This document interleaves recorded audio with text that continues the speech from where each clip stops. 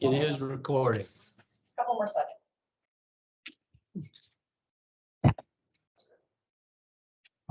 Welcome everyone to the first recorded live stream, whatever you want to call it, recording of the Mud 46 Water Board at 4:30. Call this meeting to order. Received comments from the floor. We got Mr. Wilson McCoy. And Wilson, welcome back. You were a longtime director on Mud 46. So Just wanted to congratulate you on your 28 years here as president of the board. You've got a history that no one else, I don't believe, has.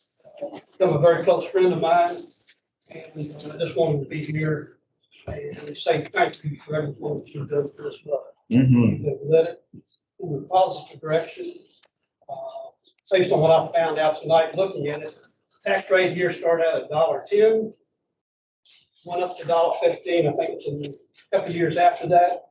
And then from then on, it's been either even or downhill all the way. And I credit you with a lot of that. So, well, there's a lot of good help along the way with all of the different directors that have served before me, and our staff and our consultants, our legal consultant and our financial consultants. They've all been there for my entire journey, and especially Jim. Jim was here. He came to work here, I think, just shortly after I took office. So thanks, Wilson. I appreciate it. you said a couple of things about consultants and the staff here. I asked the new directors that are coming on to remember that, because they are your arm. They're going to work you and walk you through everything, help you with things. Listen to what they say. Paying them, they're some of the smartest, sharpest people we have. Trust them with them. They are good. Don't screw up what we've done over the past 40 some odd years. That's all I ask. Thank you. Mark, congratulations. Yeah, I have Mark on my speed dial. And I would like to take this opportunity, we don't have another agenda item. I have two plaques that I want to present to Mark and to Scott for your service. And I'll just, if you'll allow me a minute just to read what it states. Our sincere thanks and appreciation for your leadership and dedicated service to Montgomery County Municipal Utility District number 46 and to the Woodlands community. So with that, I'm going to close it up, and I'll pass that around. That's Scott's and Mark's, and it does designate the time served. And I think Mark, yours at 28 years is one of the longest we've had. So congratulations. All right. Thank you. Since we're giving out gifts, I've got a gift for Director George Newman. George, I've enjoyed it, and you're the dude, and all dudes need a hat. Do you ever feel like you're being set up? Well, Oh, we're on court. Yeah. So want to present you with a hat. Well, thank you very much. Wow, I'm jealous. Yeah. You're welcome.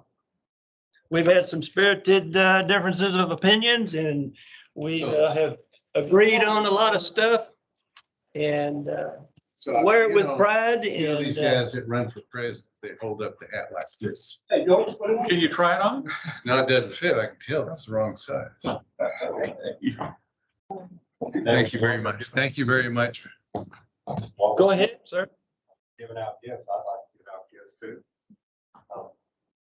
For Mr. Vonderow, we have a very nice bottle of whiskey here. Now, there you go. Well deserved. Well deserved. Thank you for your 28 years of service. Angel's Envy. And for our other outgoing, we have fresh from Bermuda. And I'm taking a chance because I don't know whether you drink or not. I have been known to do that. I bought this personally in Bermuda. Thank you. There you go. Thank you for your service to our community. It's my pleasure. We really appreciate both of you guys. It's delicious. Thank you. It Since she didn't make it last time. says ingredients, iron, quinine, and strychnine. No, thank you very much. Found me out. I'm sorry. Thank you, thank you, thank you. Is this legal? It's personal. It's personal. I like personal. That's great. All right, let me gather my thoughts. We're still on comment. Comments from the floor. And please forgive me, would you pronounce your own name? My last name is Vonderow, so please, you have the floor and tell me who you are and pronounce your name. Yes, sir. Yes, sir. My name is Ram Shinoy, last name Shinoy. Okay, thank you, sir. Case that I was talking about the Black Ops community and Okay, Agenda item regarding the tree planting. right. Yes, later. Okay. All right. Thank you, sir. Next on the list, Ephora Singleton. Did I pronounce it? I didn't have comments. You didn't have a comment? Okay. Welcome to the Mud 46 meeting. All right. Thank you. All right. Consider an act on adjustments. I don't have any. Shucks. Nothing from me. Shucks. Okay. Items 4 through 8, the consent agenda. Do we need to address any of those items by themselves, So if not, I need a motion to approve the consent agenda 4 through 8. Just a question. Is there any clarity, or did I miss it on item 7? Consider an act on approving attendance and expenses. Was there a specific list requiring approval? This is just a standing item that we have every month. We do? Okay. Yes. Guess I haven't really noticed that before. Shame on me. There's no specific approvals necessary at this time, in other words. No, if there weren't any expenses submitted, then they are approved as part of the consent agenda. They have that under the consent agenda for all the districts for what? A couple of years. A while. Little while.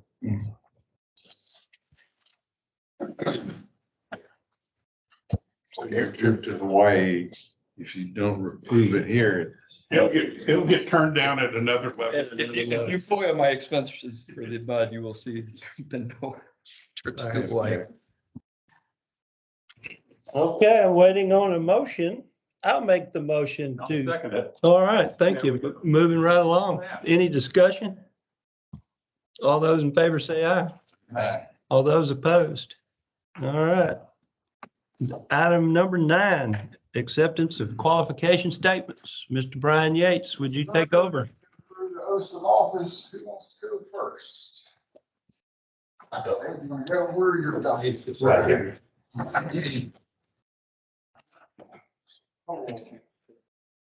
I'll read. It was fun. You'll raise your right hand. At the end, you say I do, or I will. That will be sufficient. You, David Smith, solemnly swear or affirm that you'll faithfully execute the duties of the office of Director of the Montgomery County Bud, number 46, in the state of Texas, and convention of the serve the general the Constitution and laws of the United States and the states of God. Like, holy cow. Next.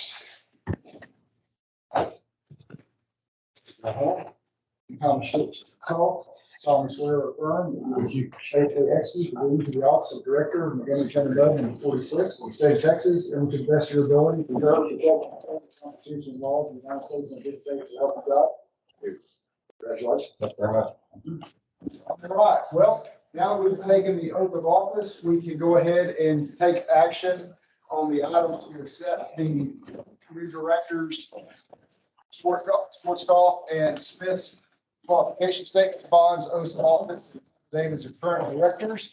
And once we take action on item number 9, we will be able to seat Thomas and David here to participate as directors for the remainder of the meeting. Do we have a motion on item number 9? I'll make the motion. Mark Vonderroe, president. I'll second it. Thank you, Fred. Any discussion, further discussion? All those in favor say aye. Aye. All those opposed? All right, new directors, welcome. Here we go. Let's see.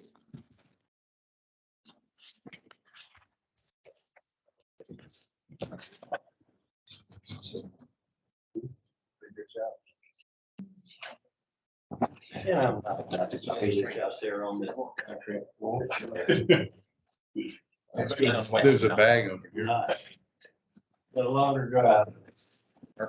Mark. There. You put your hand in. No, I gotta do that. Railroad conductor hat. All right. Here, there.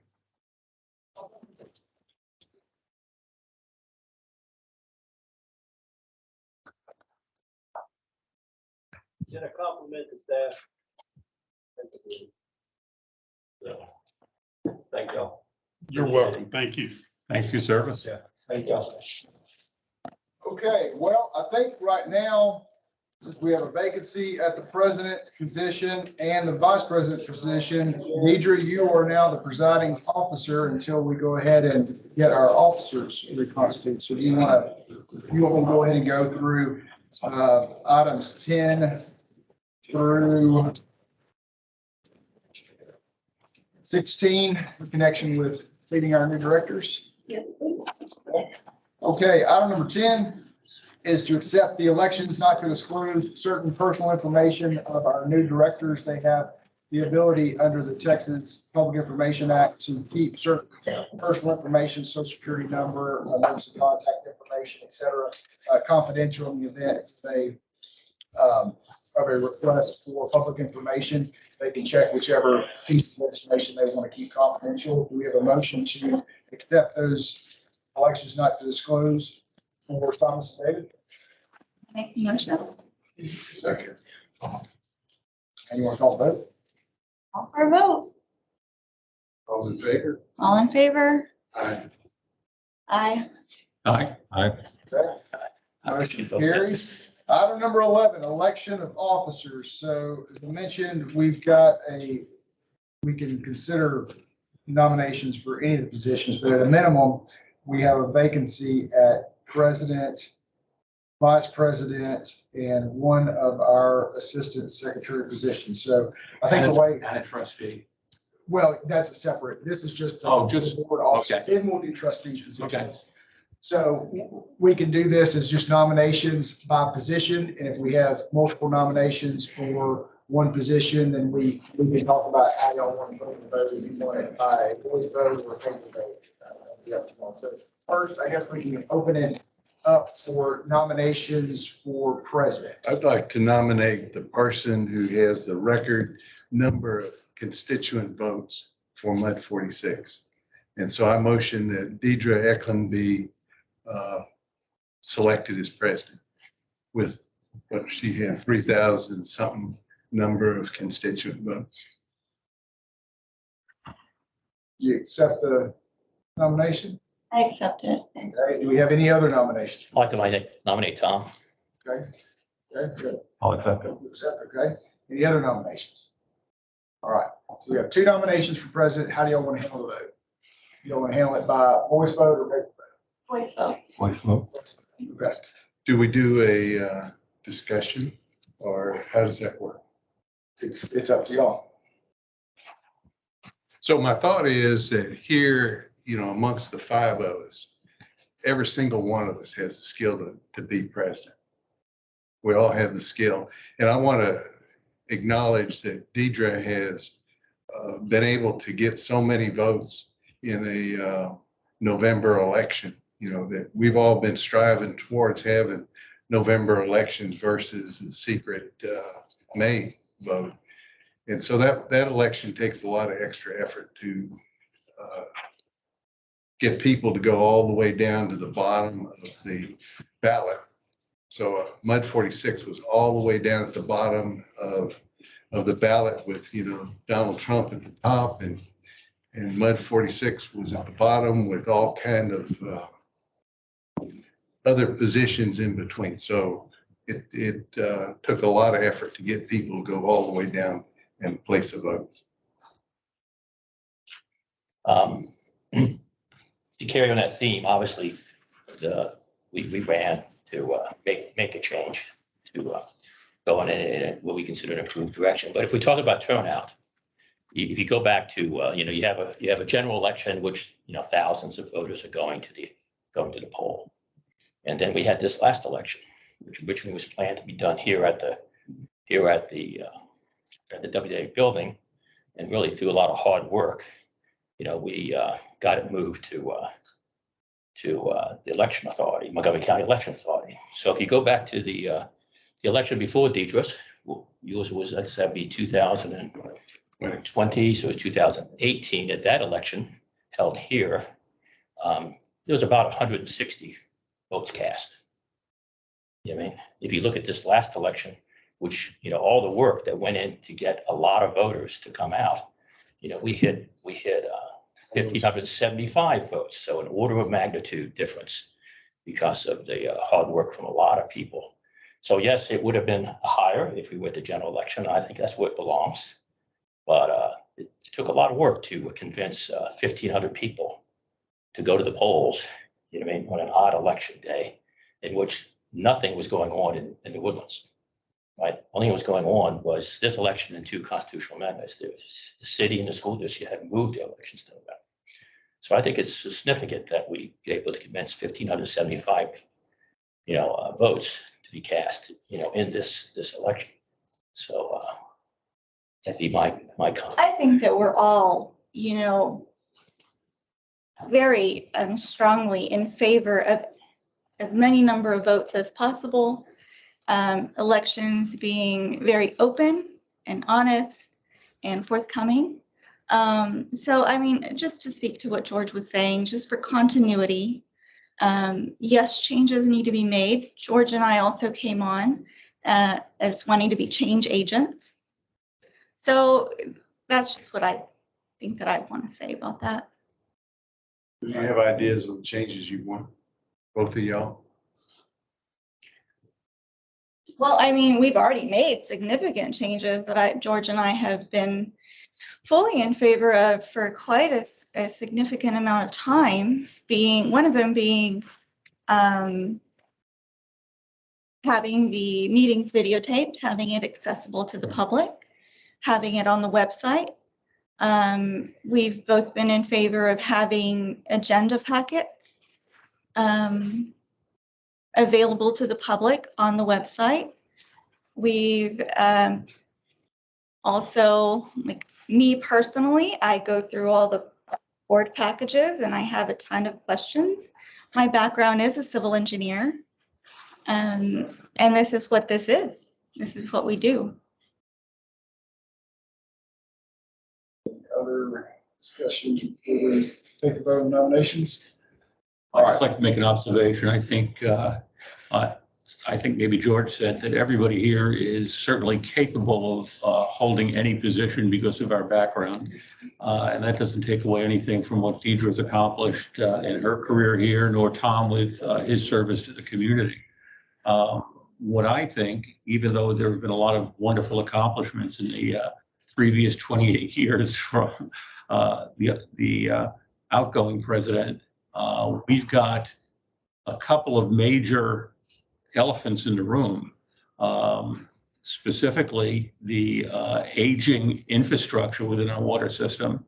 And I think we need leadership that not only understands what the community wants, but also can have the time necessary available to talk to the WWA and to the San Jacinto River Authority and consultants that we've got to make the right decisions or give guidance to the board for the proper decisions, because we're facing a huge obstacle with funding and with sustainability. And that's not even addressing the technical issues of subsidence and water quality and the costs of our taxes and how it's perceived by our constituents. like I said, anybody here, I think, can do any job on the board, but I think that in the case of Tom, he's got the experience, the leadership, and has served the community for many years. So I think he might want to address what he thinks he can do under his potential leadership. Thank you, Fred. Yeah, I have been serving the community for many years. I served as the leader of CERT for 5 years, and then I've been the leader of the Village Association for the last 3 years. And one of the things that I've developed a skill at is developing team building skills. I may not know all the answers, and I may not be the smartest guy in the room, but I do know to recognize people like Deidre, who is very skilled in what she does. And so she's a good member to have on your team, especially in this job. And I've recognized the skills that George has and the experience that George has, and Fred and Dave. And I use the strongest points that they have, and I kind of ignore their weak points. And I try to come up with a consensus in our team so that we make the best decision for our community. And I want to stress that this job is for our community. We don't do it for the money. We don't do it for the notoriety. We do it for our community. And that is why the Woodlands has consistently been voted the best place to live for 2 years in a row, because we have volunteers, and volunteers who serve their community. They don't expect anything back. They just want a better community. If we were a city, everyone would just step back and say, let the city handle it. Let those guys do it. And you all know from experience that city employees aren't always the best. So that's all I got to say. I think everybody said what they wanted to say, so I think we can call for a vote so we can get the meeting moving. All right, we'll go ahead and call the vote. All those in favor of Deidre for president? Aye. Tom?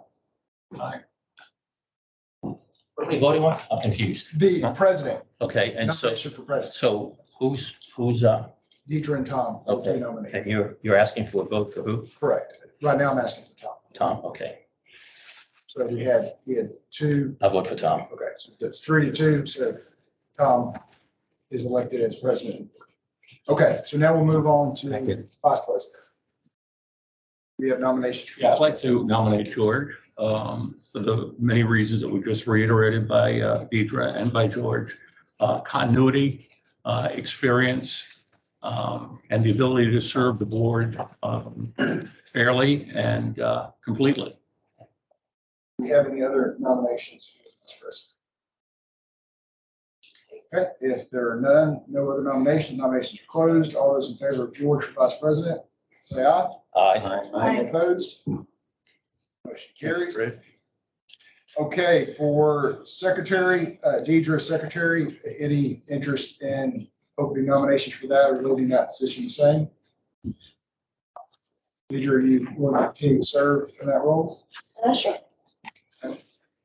And assistant secretary, we now have 2 openings with George moving to VP and Scott having left the board. So I think if Fred and Dave, if y'all are willing, we would have both of y'all as assistant secretaries. And the purpose of that is to have someone available to get the primary secretary's not there to be able to attest documents that are signed by the president.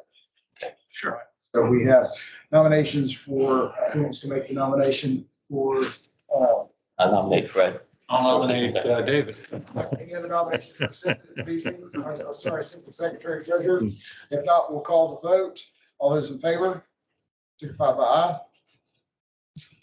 Aye. Any opposed? Motion carries. Okay, that clears out our officer position. So now we'll move on to the appointment of trustees and alternates. So let's see, we have a vacancy for our trustee position. And I think, Fred, weren't you selected as first? Yeah, alternate? Scott nominated me and Yeah. Mark seconded, so We need to update that on the first page of the package going forward. So we have a first alternate. We do not have a primary.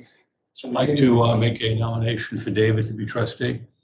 Okay, we have a nomination for Dave as trustee. Do we have any other nominations? I nominate George. Do both of y'all accept the nominations? Yes. Yes. Any other nominations? If not, do y'all want any discussion or do y'all want to go ahead and just call it vote?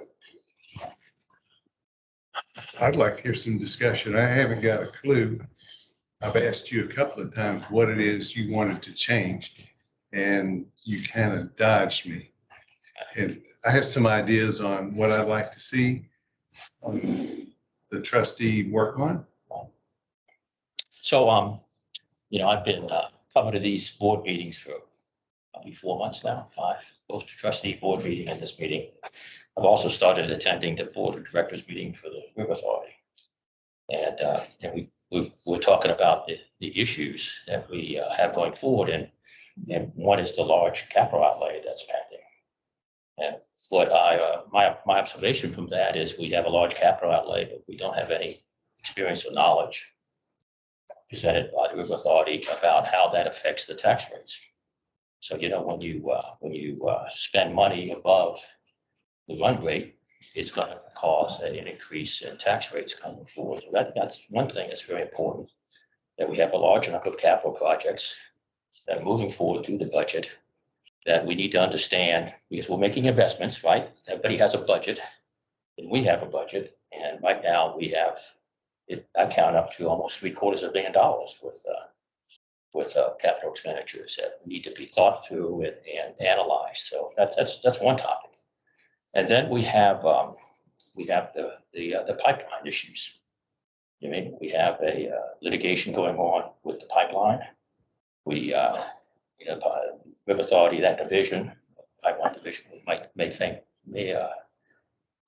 face bankruptcy. And I think it's something that we have to pay attention to, and also in the end protect the water authority from that possible event. So you have that. I'm also curious about how water is costly, to be honest with you.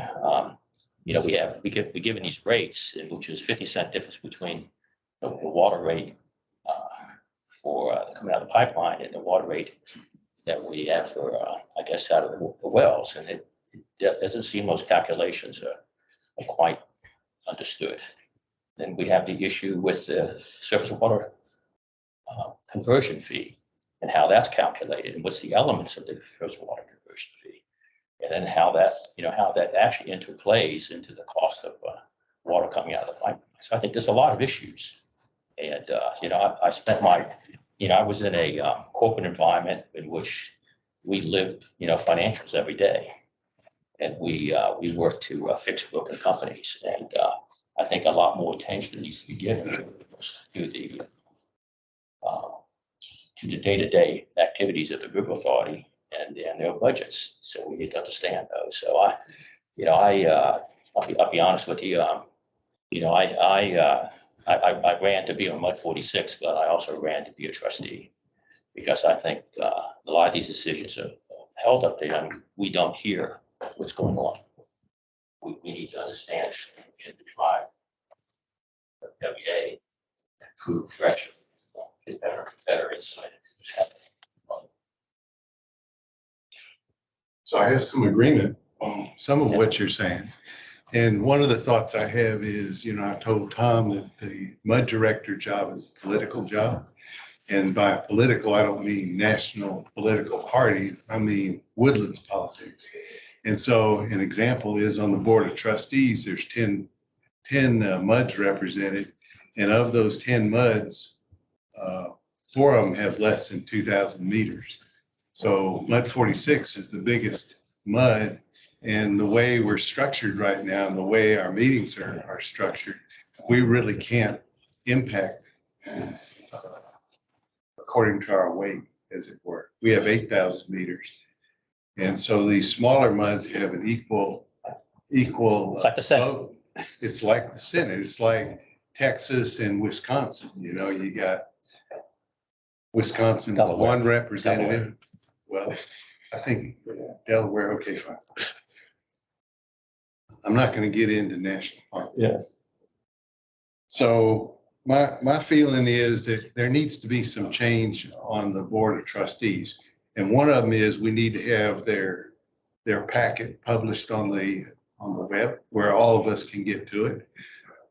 This recording of meetings needs to be done for the Board of Trustees. I feel like I didn't hear you say that the trustee needs to represent this board. There is an opportunity. I see some of the trustees operate with the idea that they can make a decision on their own and it doesn't have to be approved by their MUD. And they operate pretty freely. So I saw Scott go in and try and make lots of changes. He pushed through some ideas, but he kept running up against this idea of he's only one vote and he could get voted out, overridden repeatedly. It happened several times. So as a MUD director up there, you need to be able to say, my MUD fully endorses this. It's not just a standalone MUD with, 1,500 meters able to have the same throw weight that one of us has. So that's a concern. I see that the SJRA has come in with this 10-year plan and it's, I don't know, it's got, maybe you got a copy of it, a book of projects. There's no way for us in our normal meeting to go review that. We need to have the Board of Trustees appoint a committee of experts to go through it page by page. And the same is true of their budget. They have a budget that is pretty complicated.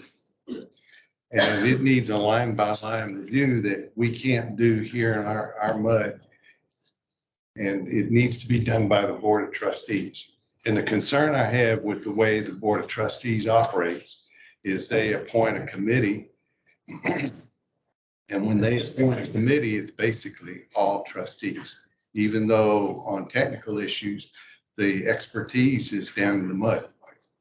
Deidre, and over in MUD 7, they have a civil engineer. So you don't get the expertise come in and participate with them in most cases. Occasionally they have an exception. So I think there's a lot of room for improvement. I don't think you can just go in and beat on them. I think it has to be a political attempt to restructure things. And one example is when they have their meeting, it's always the first meeting of the month. Our meeting followed.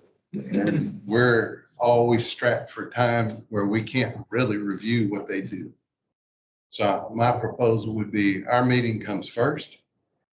Our meeting needs to be long enough where we have time to talk and then follow up with their meeting. So those are some of the proposals I have. They're more structural. And I think that structural change is going to be needed to really make a change. So, in my corporate life, I was basically the fix-it-up guy. And so I've worked that way also. I've worked, I'd be dropped into a broken company, $1 million company, and I'd be the only new guy. And basically, I enjoy data. I think most people, when they're presented with rational data and an argument, they're gonna begin to move to a different direction. And I find that a lot of times the data isn't there. And for them to make a good decision, you basically need to have an assumption that most people are going to act in the community's best interest or the company's best interest if they're given the data, and you teach them how to use the data. So I'll be honest with you, I did a lot of work. I've been in Texas for a while, and I did a lot of work with HGAC, understanding what happened with the call for projects there. And the COVID kind of got it, but it was a 100-slide PowerPoint exam. And I can tell you that a lot of community officials were very interested in that analysis. And then I lived in Denton, and I also began to understand what was going on in the Denton County Transportation Authority. And that was another 100-line PowerPoint in which, was designed to take apart and understand the financial situation of the business. So, I've done it, 40 years, and I think there's some things to learn in which, if presented in the right light, that will begin to make movement, and we don't have to, have, go wait to have 5 or 6 votes. I think a lot of people, when if they're rational and they look at the numbers, they'll begin to move in the direction that's appropriate. But we'll find out. I've got a question. George, you said you saw the obstacles that Scott was faced with, and did you come up with any solutions for solving the problems that he had that are feasible with the trustees? I'll give one example, and I guess one of them is this camera up here. He gone in with others to propose that, we put in a camera and finance it with, each of the MUDs. And there were a few people there who enjoy the way things are, and they resisted that. They said there's nobody's really interested in seeing what's going on. There's no point in spending, I think it was $30,000. So when you spread that over 10 MUDs, it's nothing. MUD 47 went and paid for it. They just went and did it, which was really interesting how they just said, we don't care. We're going to pay whatever it costs. And then they shared it with all of us. So I thought that was an excellent move on there. Yeah. Very good. Fred, do you have any thoughts? No. It sounds to me like you two have the same vision. It's probably some similarities there. You've got a lot of similarities. I think you both want changes that are moving in the right direction and in the same direction too. So that's good to see. It's going to be a tough vote here. Just take us to the middle. Um, Any additional Do discussion? we have any additional discussion? All right, I'll make a motion that we take a vote. All those in favor of George? Say aye. All those in favor of Dave Smith? Aye. It sounds like the yeas are for Dave.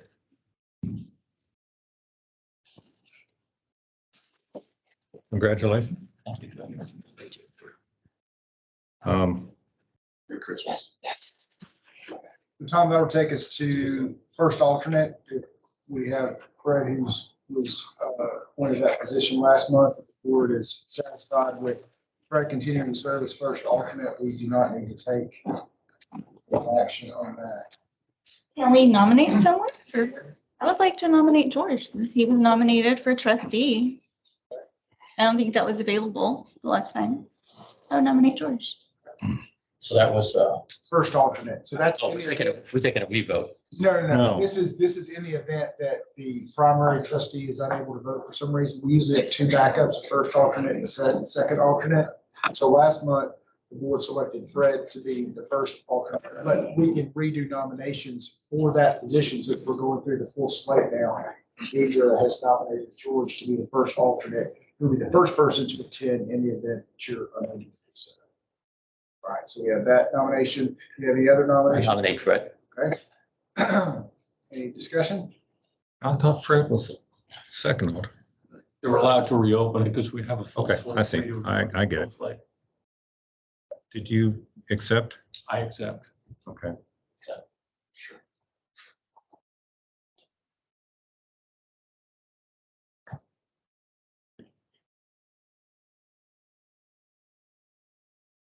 All right, let's do a vote. Let's call a vote for the second alt. We're voting for the first alternate for the trustee.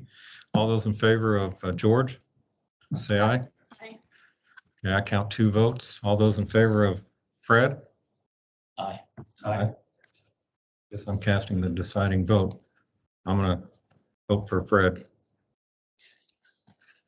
Okay, and then the second alternate is currently George. Do we have any other nominations for second alternate? Or none in the same Okay, position? since there are none, we'll just default to George. All right.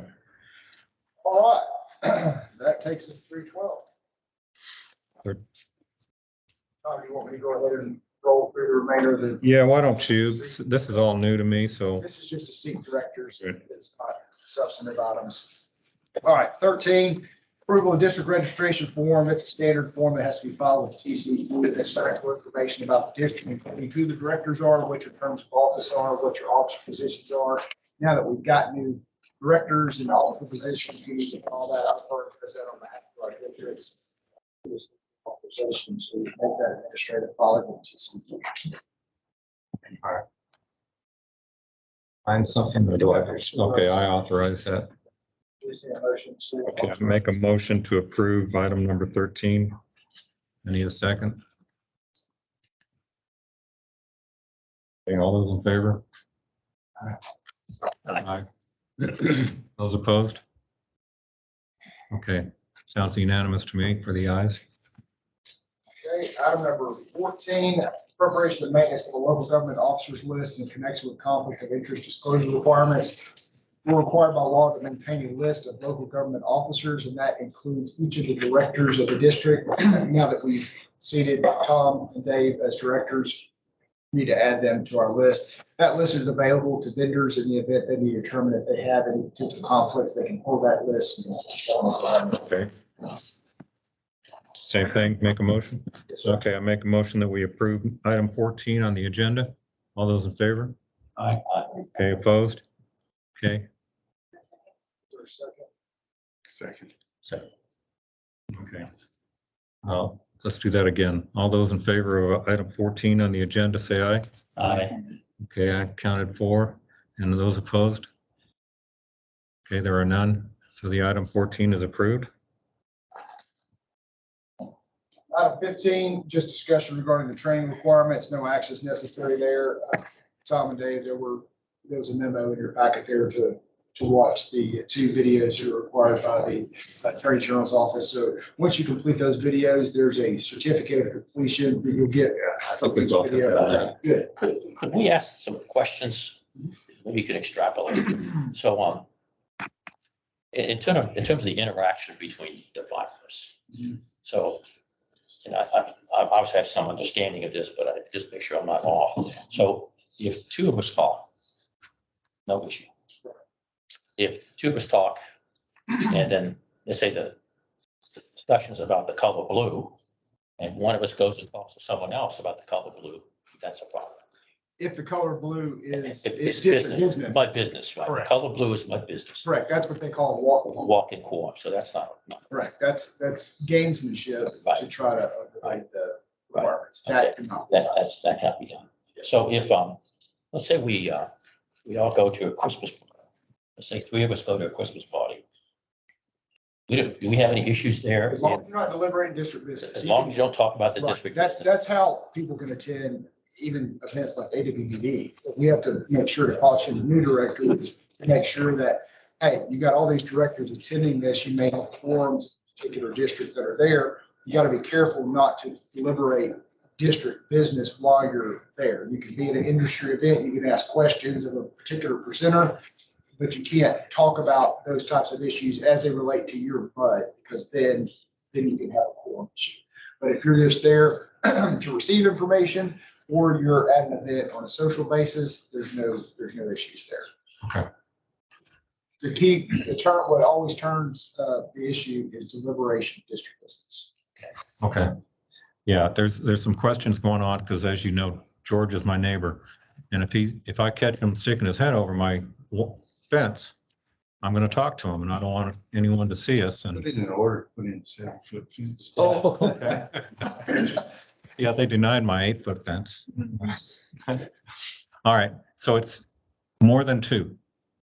All right, good. I think there was some question there whether or not it was 2 or 3. Okay, very good. All right. So once y'all get those certificates, if you give them to, you may have already done that. Okay. That's it. And you give it to Shelley, and she'll have it for your director file. You only have to do it once. But she can- Pass that down, guys. Sure. Shelley, both of them. What's the life? Pass What's them the both laptop? down. Oh, both of these, Jeff. Oh, Yeah, well, That's here. some district things don't work that way, but this one does. Okay, so no actions necessary under 15, and then 16, conflicts disclosure statement reporting requirements. There's a memo in there for you, Tom and Dave. If y'all have questions, I'll be happy to visit with y'all about it offline, but no actions necessary at the board level.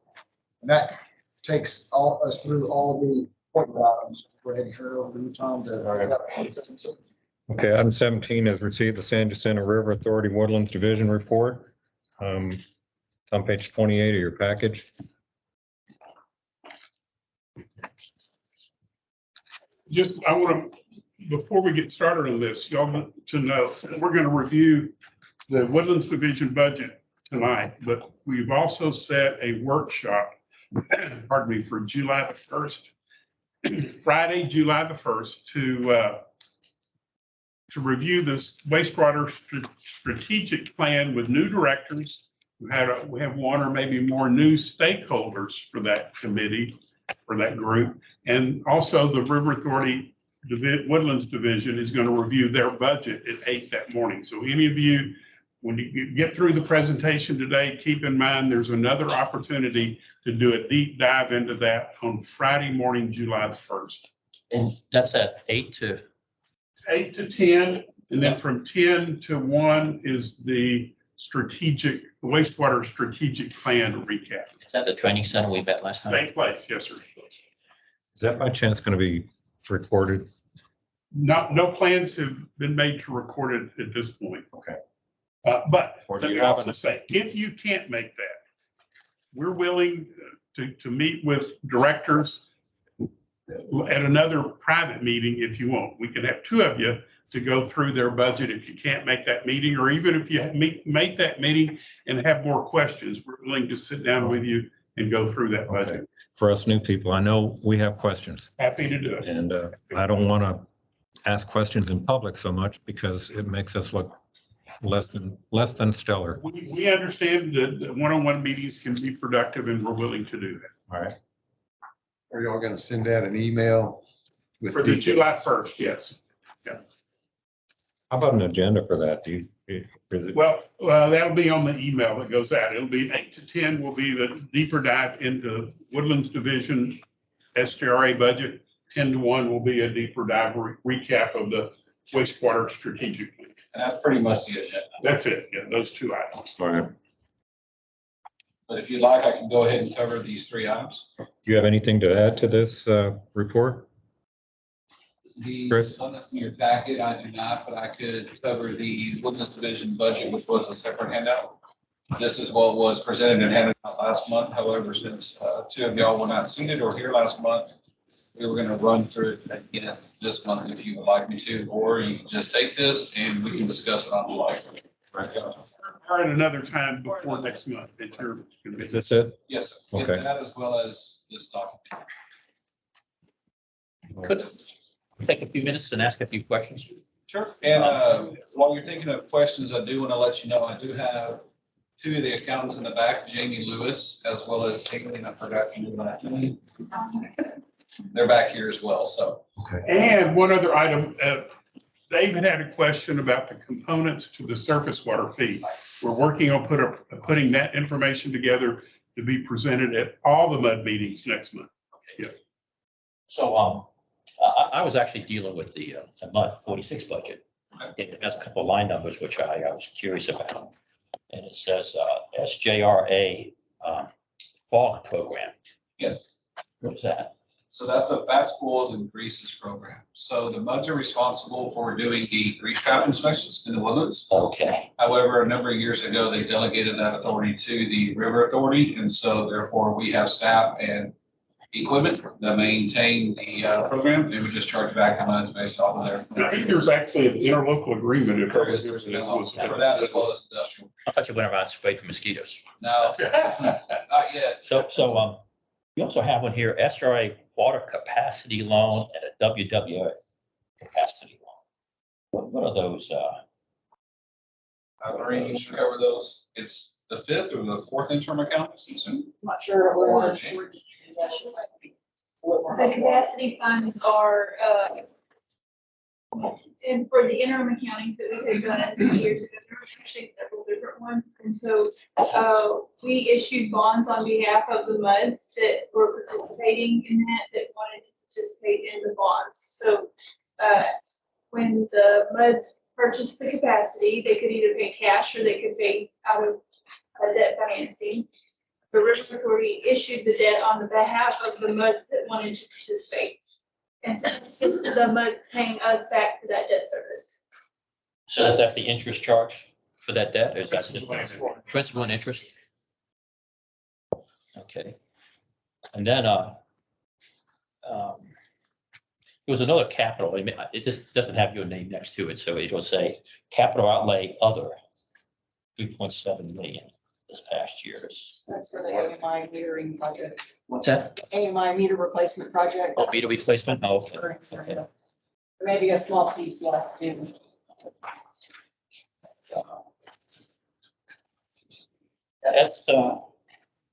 That'll make me happy. I'll wait for the July 1 meeting for the rest. And if y'all have any questions beforehand that you'd like answered, anything specific, if you could send them to Jim. That way we can make sure we have those responses. Okay. And just while we're on the topic, you will see the MUD budget initial review for our upcoming budget in August. We'll start working on it in July. We'll present a draft fiscal year 23 budget for all the MUDs at your meeting in August. Take a month to review and then come back in September. Ask for your action on that to be effective October 1. But during that process, we're also open to meeting with you individually to go through our budget when we present the draft to you. Is there a history of the WW budget? Is that online? You can look at it. And the Woodlands Water Agency budget, that will also be reviewed during that same time period. And I think there's some history out there. Miss a lot. if there isn't, we'll absolutely be happy to get you those. For the last 3 or 4 years, or whatever the time period is. I have questions. This one, page 12, Is that the budget authority? was the one that you handed out, page 12. Yes. Okay, so you have 671% increase in additional training. Could you provide an explanation as to that need? Yes. So we have a lot of new employees and employees moving into leadership positions, lead superintendents, chiefs, managers in some cases, so on and so forth. So we're doing a lot more leadership training going forward. So strictly leadership training, just internal? Are you hiring an external consultant? This is an external consultant. We've been doing a lot of internal, but now we're looking for an external consultant to come in and just kind of polish it up and take it to the next level. Okay, so this is just HR training. This isn't training that they need for classification licenses and wastewater or water operations. No, and that'll be under internal or external training as a line item in the budget. Okay, I can see why your fuel increased, your uniform costs went to personal protective equipment for your cleaning of your uniforms. Mowing, of course, is increasing everywhere. Tanks, you're outsourcing your tank cleaning, and you've also reallocated in 67,000 to tanks Right. from your previous. So why are you going to outsource your tank cleaning? So right around 2015, we purchased a vacuum truck to do the cleaning of the sewer lines. Yes, and they're awful. And so we only bought one. The going joke is that every time you buy one, you need two because one's always in the shop. So that proved to be true. In fact, we have not actually disposed more than one time in the past 1.5 to 2 years because it's been in the shop constantly.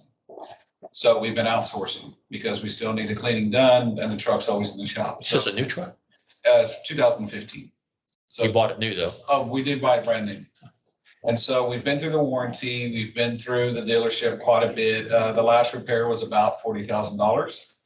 And so we're seeing disposal costs going up, fuel costs going up. It takes 2 people to run the truck, 1 to drive, 1 to help. A lot of staff people tied up that can do other stuff. So we're going to be auctioning off the truck and it out. Internally, when we started looking at cost, it's in about the $60,000 to $70,000 range to run the truck, to dispose of its staff and everything else. So what we looked at was if we sell it, then we spend $30,000 additional, have an outside firm take care of the entire thing.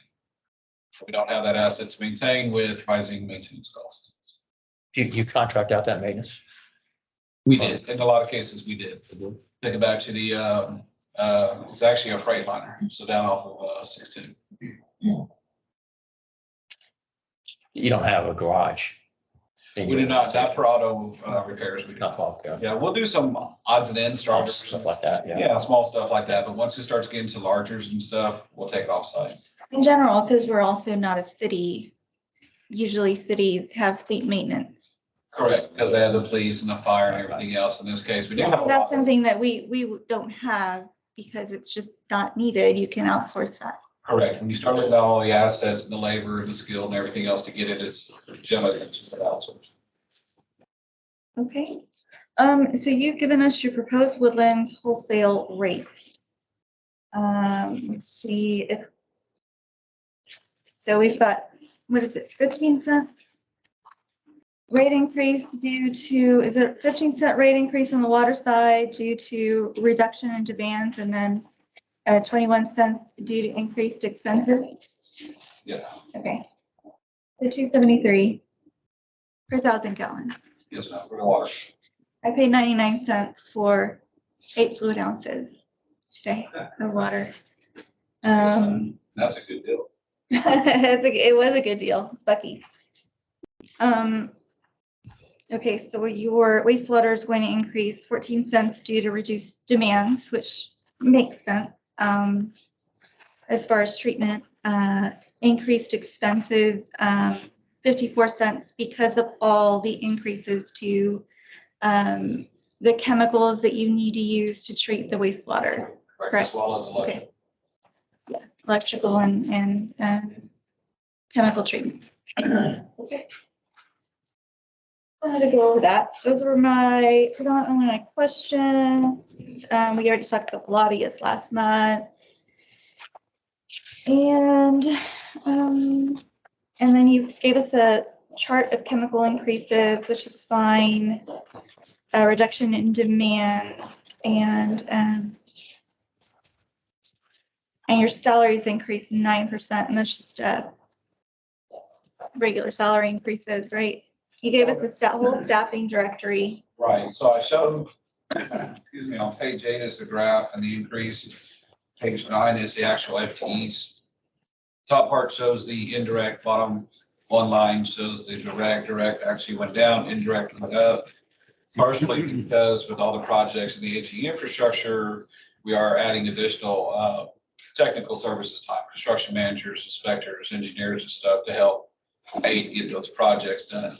The other part of this is too, just like chemicals and electrical and everything else, is staff is not getting cheaper. People that we currently have on staff are $19, $20 an hour. When we have vacancies, try to replace them. Across the board, they're coming in $22, $23 an hour. So the staff that we've had that are skilled with their licenses and their electrical skills and everything else, they're costing. So to keep staff, we have to pay. Can you explain a little bit of how you take your general services that you have as a whole for SGRA and allocate it to Woodlands Division versus say GRP Division versus say Highland Division? For like HR and stuff? Yes, so the ones that you said that you have, adjusted due to time spent on Woodlands items. Right, so each department does it a little bit differently based off of what they do. Like accounting looks at invoices, right, and the bonds and everything else. And they say how much work was actually spent in that division last year and how many hours. And they say this is the people that did that, like Jamie and Haley, allocated a certain amount of time to that. HR looks at it and says how many people are in that division, and then they allocate a part of their staff to the division based off the number of FTEs, direct FTEs. Technical services does it based off the number of projects that you have. And so for that reason, across the board, as you look at these every year, it's going to go up and down slightly, because if you're not going to be using 4 accountants next year, you should be charging 4 accountants. But if you have a lot of projects and it has to go up to 5 accountants or 5 technical services folks, it'll go up a little bit. And so that's the general across the board. It's always based off of the work spent in the division, like purchasing and SCADA, so on and so on. Can you give us a table that would tell us what you use for each of these classifications? Whether it's an invoice, whether it's a full-time equivalent head. I mean, you probably have, what, 10 departments? we have, well, all these departments here are the ones that actually allocate to the division at the top. So when you get down to the bottom, when you see Woodlands, that's the correct, those are the people that ultimately report to me. Right. Now, above that, those are that's everybody else that allocates to us. I'm just curious about the factor they use. You mentioned head count, you mentioned. I'm just would like to know maybe the little column here. Yeah, sure. You We said can the see if, factor. we can get that by July 1st, just to show how each department allocates their time. Right. Yeah, we can get that. Okay, great. Can I go on to this? I have one more question on this. So you show the increases you have this year, but you don't mention the groundwater conversion fee.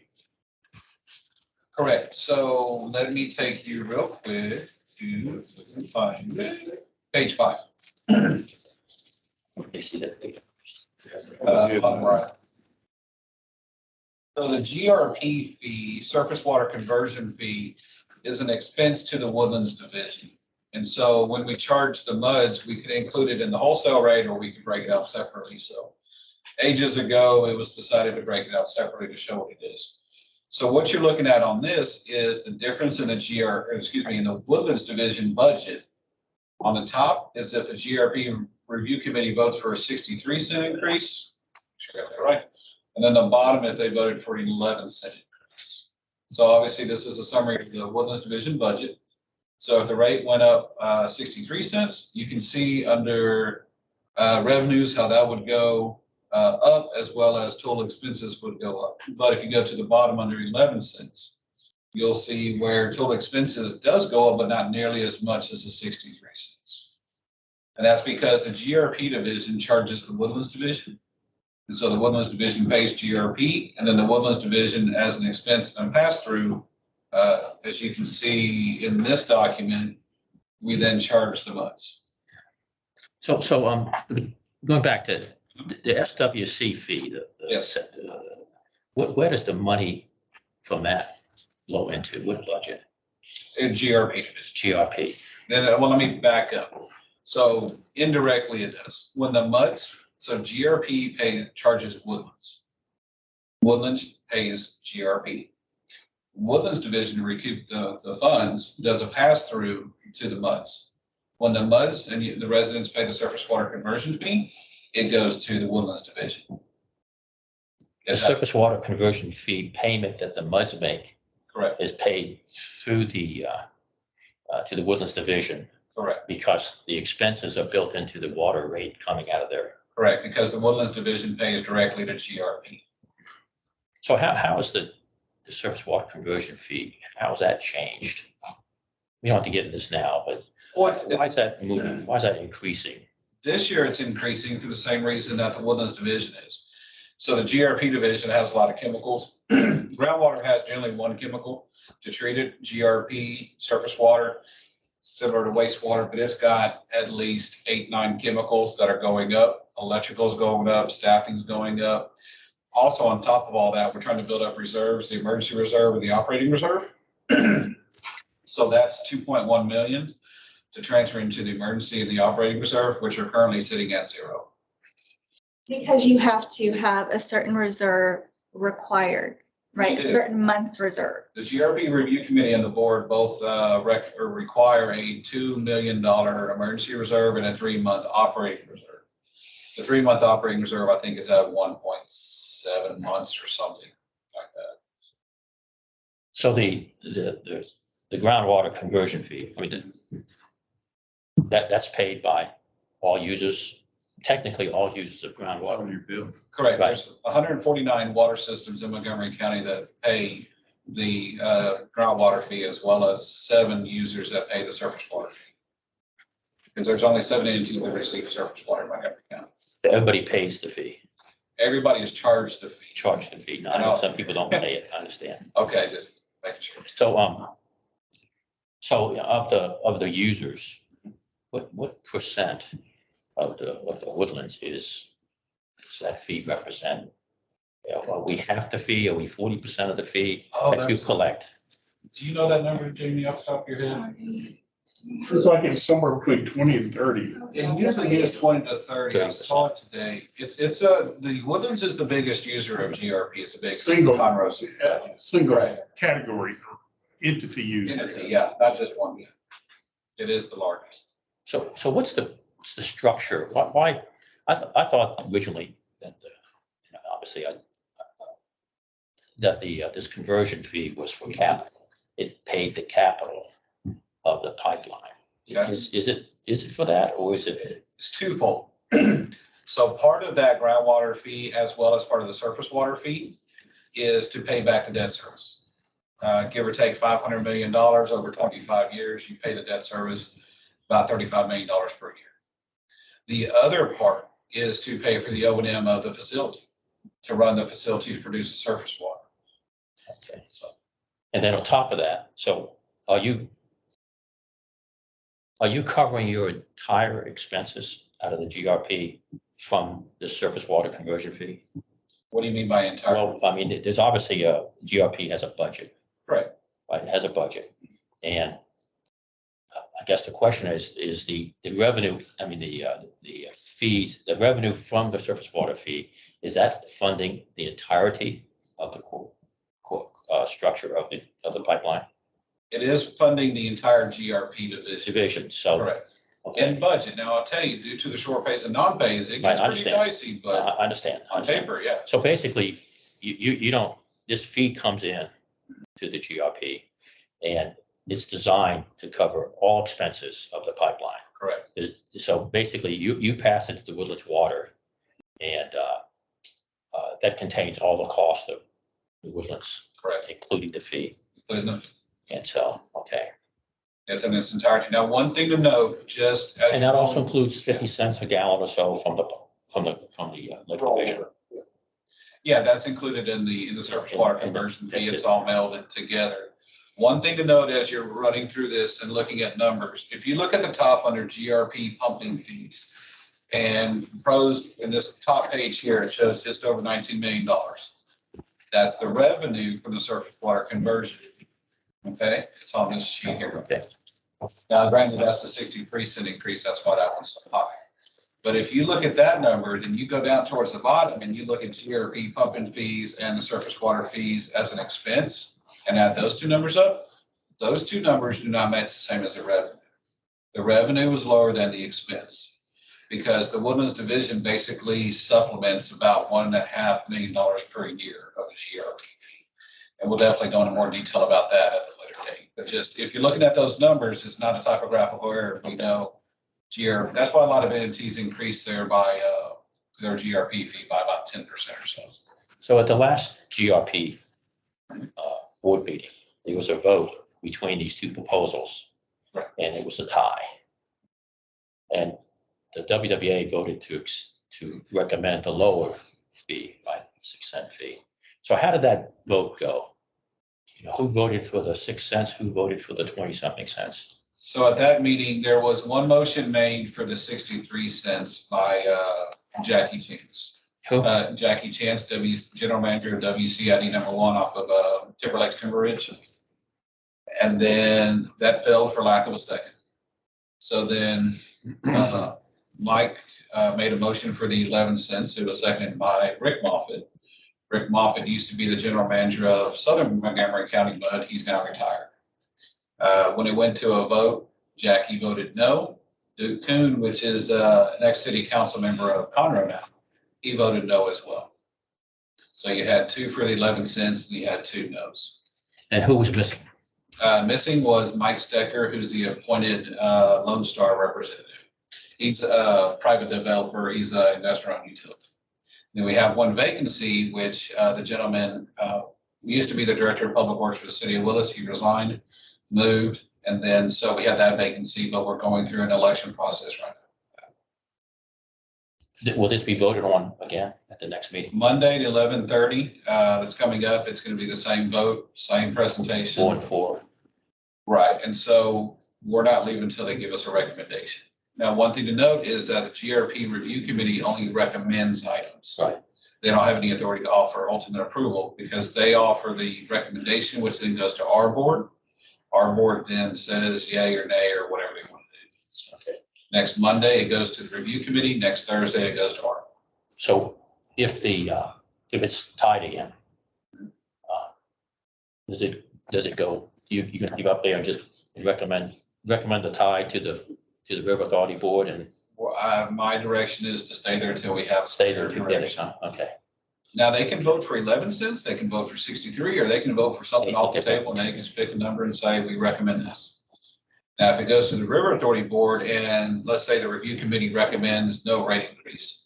River Authority Board looks at it and says, no, you need a rate increase. River Authority Board can go against the recommendation. There's just procedures that are required after that.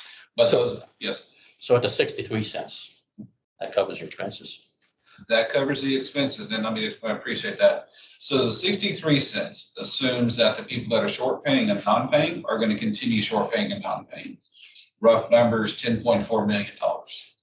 The 11 cents assumes that everybody that is paying, basically, like every other budget has. We assume if we send you a bill, you're going to pay the bill entirely. That's what the 11 cents is. Now, the 11 cents obviously has risk in it because the cash flow is not always there. 63 cents buffers it, but at the same point in time, it makes every other entity that's paying subsidize those are. So if you vote for 63 cents, the people not paying are not going to pay that either, are they? Correct. Okay. Which then could force other people that are paying not Pay to more. pay. All right, well, let's move on. But I do need to ask this about the wastewater treatment plant report. I need to ask about the remaining useful life that you have on some of the concrete structures. You said that due to internal staff observation, you wanted it to bring down to 50 years. You know, concrete 75 to 100 years normally.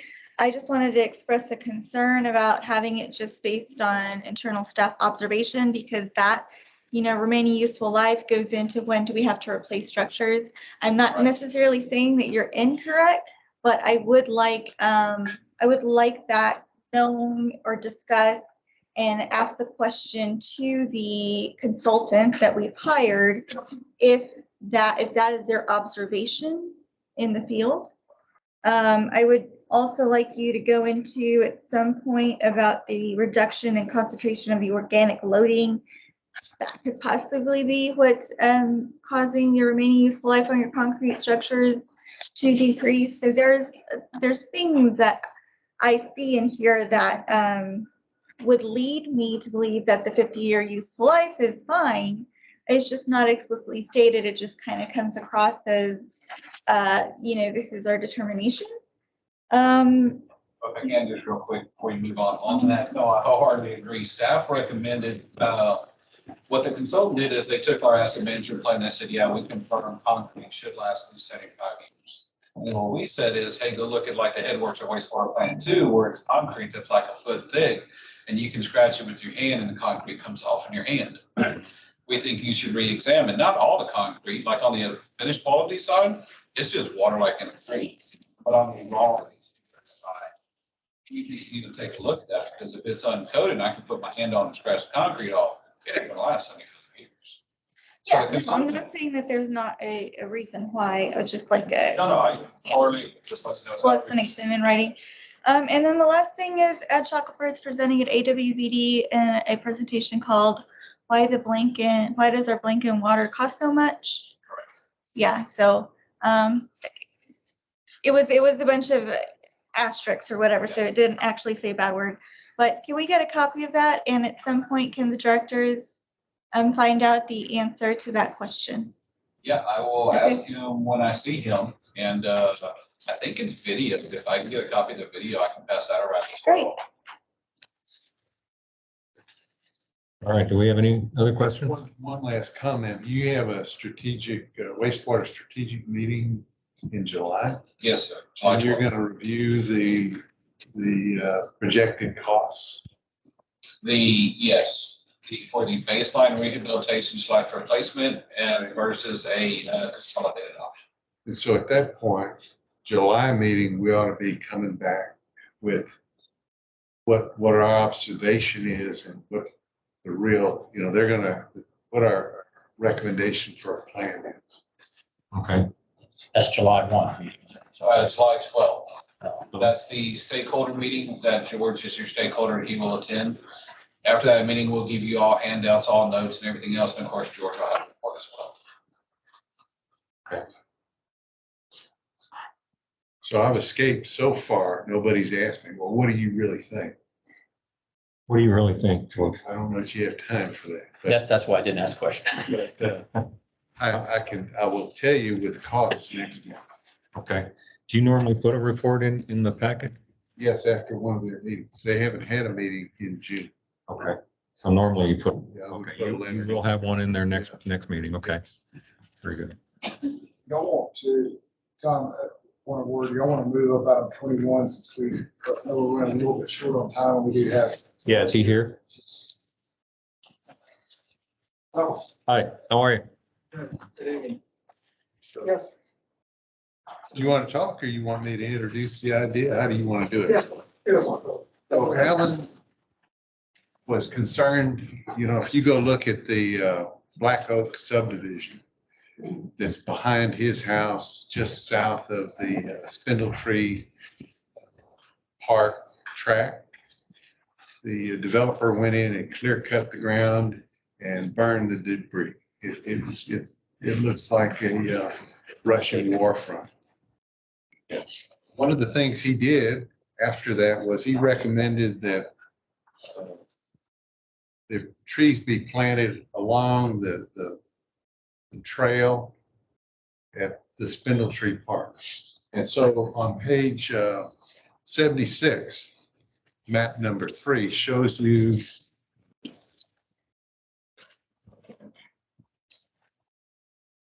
the overall detention pond with a trail around it. Looks like this.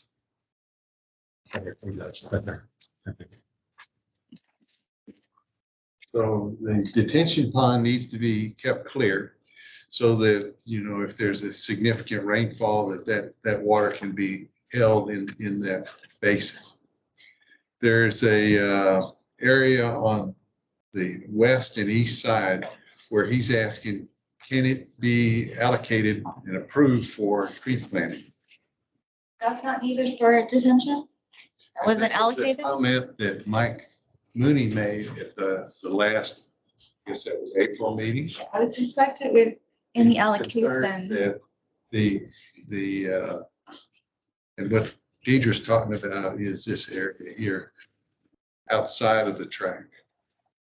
Is this French Oaks here? French Oaks, I used to live in French Oaks, so. I thought that was- This is Spring Creek, is that the right name? Springtime Creek. Springtime Creek. This is a fairly new subdivision or It's in the May Valley. Yeah. So based on Mike's concern, I mean, is it allocated that blue area for detention? so let me answer. Okay. So after Mike Mooney had that concern, he says that whole area is a detention area, it needs to be reserved. So we had a site visit and Wilson McCoy, me, Alan Hedengren, Dan Colkhurst from the development company, and Rhonda Trowell from the development company went out looking. And what you'll notice is there's a spillway on the south end of this detention pond. It's not really showing up good in your map or in your picture. And the consensus that came out of that, and it was really Dan Colkhurst says, anything above the spillway really can't be considered part of the detention. Okay. And basically what's happening is to the east of the detention basin, there's really no. For a delayed relief. Right? Is that what you're talking about? It's like 100-year So if overflow? you overfill the detention basin, it'll flow out the spillway. Yeah, it's overflow. Yeah. It's an overflow swale. So the entrance is right here. The flow is actually coming down from Okay. the north, and And and it's leaving here. And so this, your map's upside down. yeah, so this, It's this, actually flowing, this is the woodlands right here. right, this is the new May Valley. No, This is in May Valley. Yes. It's springtime. okay, this is Bay Valley, and over here is French Oaks. Over here is Black Oak subdivision. It's a new subdivision. It had been forested. And all that's been This stripped. black oak Right. right here. All right, they cleared it all. And you see this is Yeah. right next to this here. All right, this neighborhood here is the one that Alan lives in, and that's this area here. So where's this? This is, where's this lot right up here, right here? Yeah, this area here is the area that got cleared. Cleared. Okay. But George, what was the ask? Like, what's the ask right now? The ask is the slope above the spillway elevation outside of the track be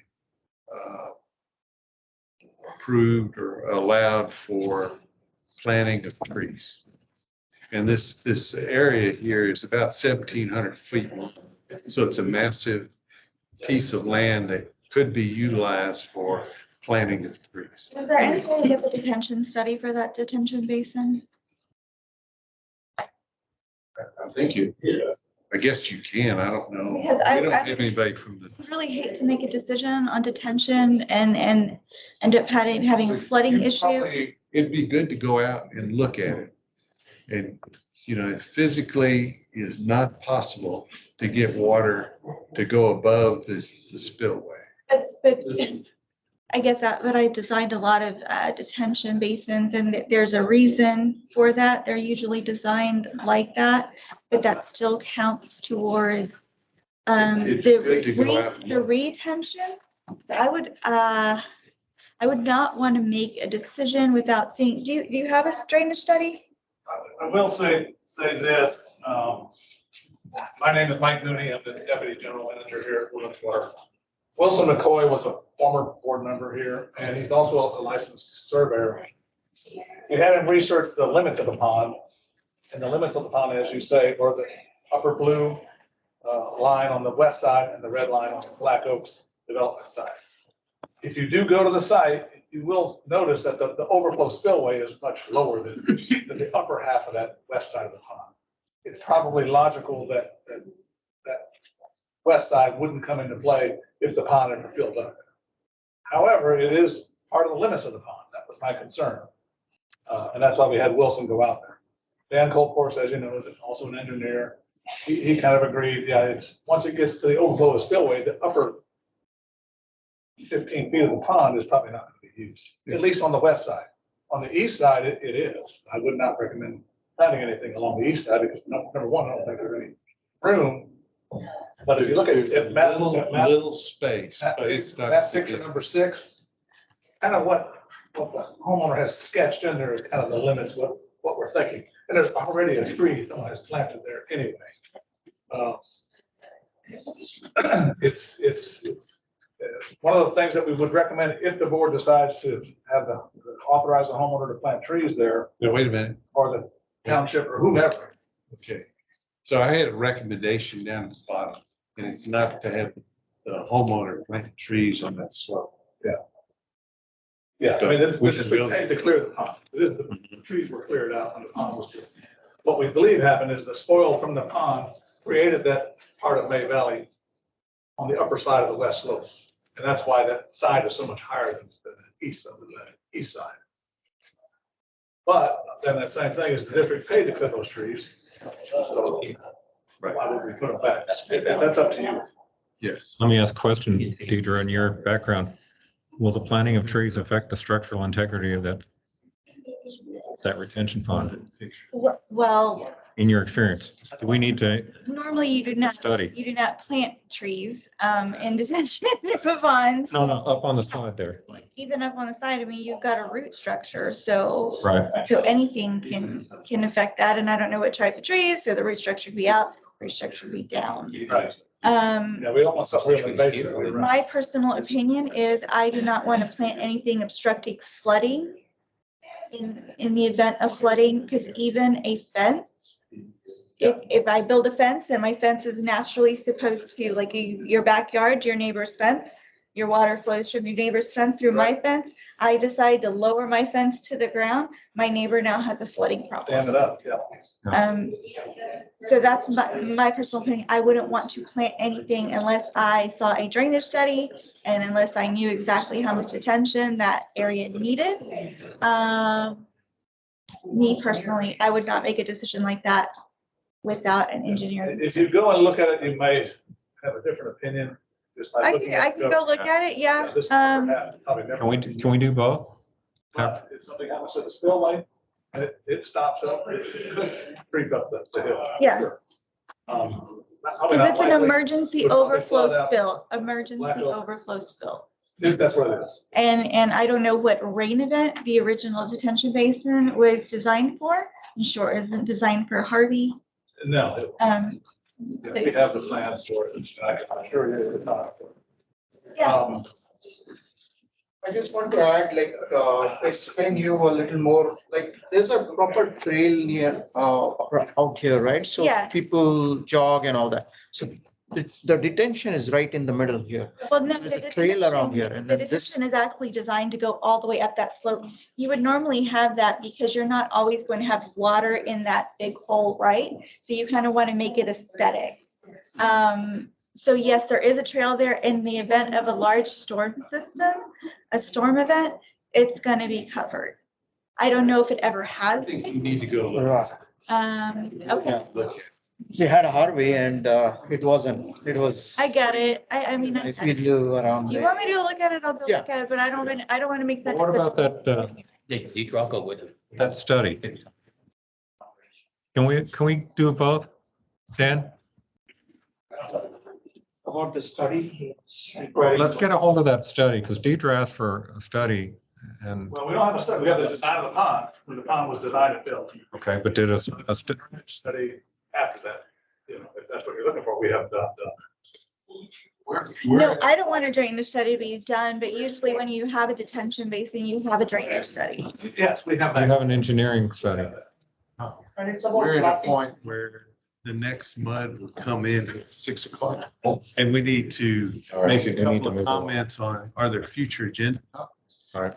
And so future agenda topic that I'd like is we need to find a time, day and time where we can meet and go longer. Because y'all guys are coming in with lots of questions and that's appropriate. And we haven't been finishing our meetings without a lot of time pressure. Okay. And I want to encourage. So we're going to go to future agenda items, like with you. That's, I Let me- would like to get to a conclusion here, but I don't see how we can do Well- it. They're willing to start their meeting upstairs and let you try to wrap up. All right. I'll tell you what, I'll move the meeting along. Are we done with item 17? Item 17. Yeah, but we're done with 17. We moved down to 21. So I agree, we need to discuss this further. Can we table it until the next meeting? Or set up a meeting before that, is what I heard George. Or set up a meeting upstairs following this meeting? Jim was saying is we can continue on Here. here. But we'd still like to encourage you to Hurry up, okay. speed, but All right. they're gonna convene at 6 upstairs. All right, let's continue this discussion on item 21. Let's just continue the discussion at a future meeting. I mean, we've already got, are we going to get a study or anything? Or any kind, do we have any engineering study when it was built? Yeah. Okay. Plans on it. Okay, And in that set of plans. it should have all the information that Deidre is looking for and, okay, all right. And then we'll also set up a meeting with Deidre going out there with Dave here and we'll look at it. So we'll get those two things accomplished. And then let's, Point of clarification, George, what was your recommendation for this? My recommendation is up the elevation above the spillway up to the ridge is owned by Mud 46. Okay, So that's one basis point. The township today does maintenance on the trail. we have an agreement with the township to maintain the trail. The township also does maintenance on Windvale Park and in the Windvale detention pond, or detention basins. Very similar to this. It's in Mud 46. And my recommendation is to go ask the township if they would accept the responsibility for maintaining any trees that are planted up the slope. So you're advocating that we do plant trees? I was hoping to get approval for the concept of planting trees and then ask the township to take care of maintenance on the trees. And that they have the skill for selecting the right type of tree. They have a urban forester. And if you go look at Windvale, you can see that they've done a superior job of maintaining. The mud, or our mud, does not support that. We have not supported building parks. Yeah, and I would also add to that, if you allow the township to plant the trees, that we allow the, in between the trees to just grow up naturally. It's a real pain in the ass to mow, and if we had to mow the pond, we would not want to mow in between all those trees. Would you have enough maintenance firm to maintain the side slopes of the detention basin? It depends on that. I think I would also recommend we set the limits. Okay, Also, you need at least 20 feet. where they can plant. 20 feet? I'd Can you say do it at in least- 10? At least 15. Yeah. At least 15. Okay. So, George, I like what you're saying and how you're saying it. To Deidre's point, did you indicate that putting trees there could affect the strength of the detention bond? Is that correct? Or did I mishear you? No, I'm saying that the detention pond is built for a certain storage capacity. Volume. Right, okay. And if you change Exceed that that. storage capacity by taking away some of the capacity in the pond, you're affecting the overall design, you're affecting Right. what was approved for some of it. So I would not want to say okay to anything that would affect that unless I really had, is Dan Colcourse gonna like sign and seal something Yeah, different? and to George's point, the Windmill Pond, which is also in your district, and the only difference is it's a wet pond. It's supposed to hold water, and it does. It holds Yeah. water by design. Yeah, So if we get the pre-construction report that was done, that you say you have, correct? You have the construction plans. What are the- Plans, right, yes, right, that's what I meant, plans. Then you'd be able to address both George's concern and Deidre's concern, correct? Should be. Because then we'd be able to calculate what the maximum volume would be. I would not be able to, they're saying that it's changed, that some of you said some of you did a clean out and put it on one side? No, I that's just when it want was you- built, when it was built, Yeah, I would want, okay. when it was originally dug in. So you're gonna get the report to I assume the board here, correct? We give it to whoever wants it. Yeah. Okay, and you'll do an evaluation? Not as an engineer, no. Well, not looking for you to endorse it as an engineer, but you'll be able to analyze and determine what, if there's a risk to the residents there and the implied liability to our mud. Sounds like an engineer's job. But it's not. I cannot give you an engineering I judgment. think engineering wise, we would recommend that it not be planted with trees. They can give, there are engineers, they can give and I agree. So the point to differentiate, you're saying no trees, you're saying trees. I don't understand. If you go and look at it, you intuitively think you don't need trees. What I'm saying is intuitively, when you look at it, there is no contribution to water retention by that slope. And I have built so many like that, right? Good, yeah. take a look. Okay, This one's a little unique. all right. Can we, I have one question. There was another gentleman here 2 or 3 months ago. He's Lives in got, Franco, and he wanted to plant trees too, so. It was this guy, excuse me, it was the fellow that it was Alan. developed that packet in your. Oh, okay. Yeah. Graham is, I'm in the neighborhood. He couldn't be here, so he's. Okay, okay. Okay. I am not opposed to trees. I don't want to cause another problem on Agreed. top of another problem. Okay. So to take back to Alan, since he's not here, I think we're in favor of it. Everyone seems to be in favor of it. We just need to have more information before we can proceed. We also need to go, we need to go to the woodlands. Yes. What? The But, yeah. township has done. So you are in favor, but. I think we haven't found any reason not to be in favor of it. So we're gonna, I am not in. okay. But the project is not dead. That's what I'm trying to tell you before we move on. We'll carry it to the next meeting. Yes. Thank you very much. I don't know what the construction plans would do for you, but I'm happy to send those to you. Okay. Well, if we have them, it might answer a question or two that someone has. All right. Next meeting. It's, we'll put this item on the agenda for next meeting as well. All right. Can we, the secretary, can we put it on the agenda for next? Yes. Okay. You got it? Okay. Let's go back to item number 18. The update on the SJR-led Spring Creek Detention Study. Do we have one? I think our history rep. One upstairs, okay. Chris wanted to let you guys know that there is a good summary in the trustees packet that summarizes the update on that study. Okay. So if you guys have questions on that, let us know. Trustees. We don't. The summary. In we your don't- packet, the summary of the trustees meeting, Okay. we gave the presentation to them and that summarizes what is going on with that study. It's in the trustee package, not the director's package. No, it's in your package, in your director's package, it has the All right. trustees report, and in the trustees report, it. Page 89.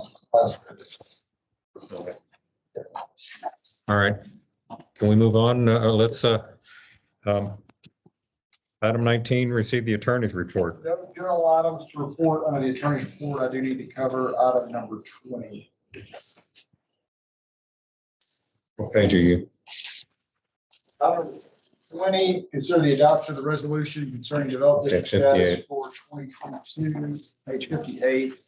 Has a memo there that we provided to the district back in 2020 when Senate Bill 2 was originally passed.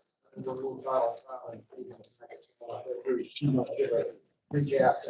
Short of it is, you have to make a determination each year as to whether or not the district is a developed or a developing district, and that determines whether or not you have an 8% or 3.5% rollback tax rate. Doesn't mean that's what you're actually going to levy a tax rate at. You can make that decision going forward.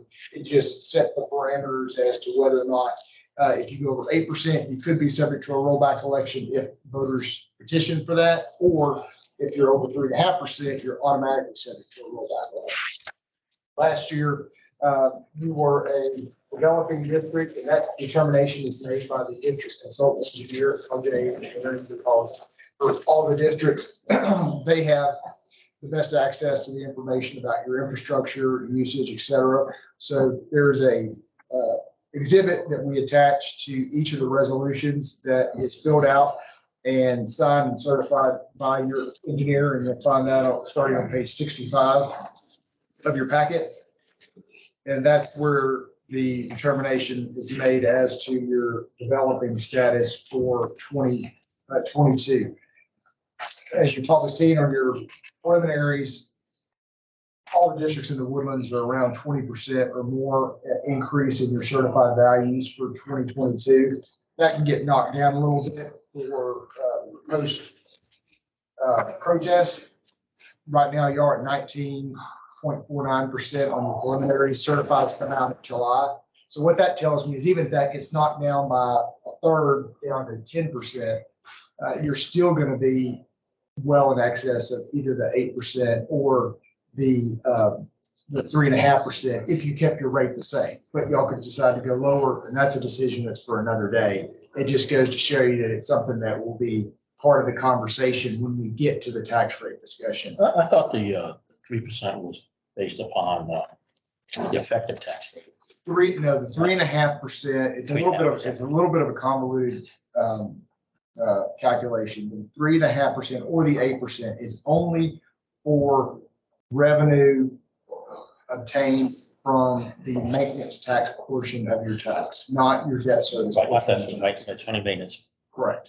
Your effective tax rate is overall your debt service and your maintenance tax. It's the tax rate that would generate the same amount of revenue Right, same around. on the average home. Now, each home's going to Each home's vary, different. but you have an average home and it's the tax rate that would generate the same amount of revenue for the average home. And that's a different calculation That's the than the 3.5%. 3.5% or the 8%, because that's just based on, because the state can't limit you on what you're able to levy for a debt service Right. perspective, Right. because that could, Right, that's all the engage- bonds. Correct. So their ability to limit only applies as to your maintenance tax. So what determines build out, or developed or non-developed? What's the criteria? I see 95%, That's the, so you're on on page. page 65. Would it be the number of lots that are available to be developed versus the ones that are developed? Correct. So what that's saying is there's 9,065 potential ultimate development right now that's anticipated. Now that could change if you have an undeveloped piece of property that goes from low density to high density. Or if you have redevelopment that goes from low density to high density or vice versa. So it's a fluid number, and that's why we have this recalculation every single year, and development occurs at different paces over time. So what the engineer is saying is you're under that 8,612 number. Now, I don't know if you're 83% or 75% or 92%, but you're under the 8612 number that is the 95% threshold. And that number is lots. No, it's What single family equivalent units. So that's, I have to have the river authority in here to kind of go through that. I can tell them what that is. Yeah, we've got that. It's so they take your, you've got a lot, right? That's your home, your equivalent single family So development. my So then lot's they a take 1.0. They take that, so it's like 3.5 people or 3.25 people or whatever it is that they're equating that to. And then they'll change that to like a apartment complex. And they don't say one apartment complex is one home. It's how many, they're taking the 3.5 and then saying how much in that terms would it be for this apartment complex, for this movie theater. So it's just the equivalent single family development number. So each apartment could be, I'm making it up because I don't have the chart, but it could be 0.7. Each unit could be 0.7, or a commercial building could be. So since we don't have zoning, so who determines what the lot is classified as? So the, Developer, right? correct, for the undeveloped parcels, the Woodlands Water gets input on current development plans from the developer for the undeveloped tracts, which of course can change from time to time because they have control of how they develop the property. They give their best estimates on what property will be developed for in the future. But again, Has that data been transmitted to WWA?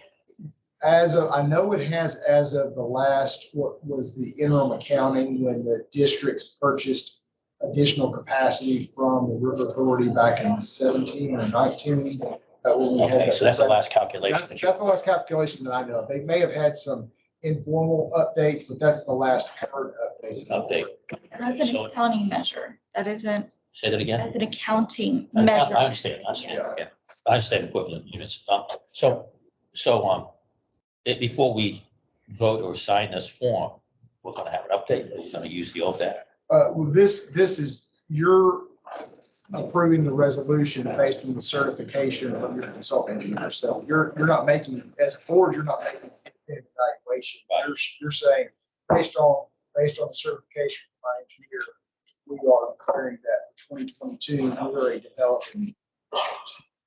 So. And that's what we've done for all of our district clients, to take it out of, because you're not experts on that, and our districts shouldn't be tasked with having to make that determination independently. So we task the consultant engineer with making that certification to the board. And so that consulting engineer is LJA. LJA. Okay. You know those people, right? Y'all's- Wait, never heard it? That's y'all's consultant Okay, and so he has a report that's been updated and he's That's his exhibit that's in the packet. in the packet. And that's But 60, you were, yeah, but you were just referring to. Page Yeah. 65. beginning of 61. Yeah. No, beginning of 60. The LJA. came in at Beginning 65.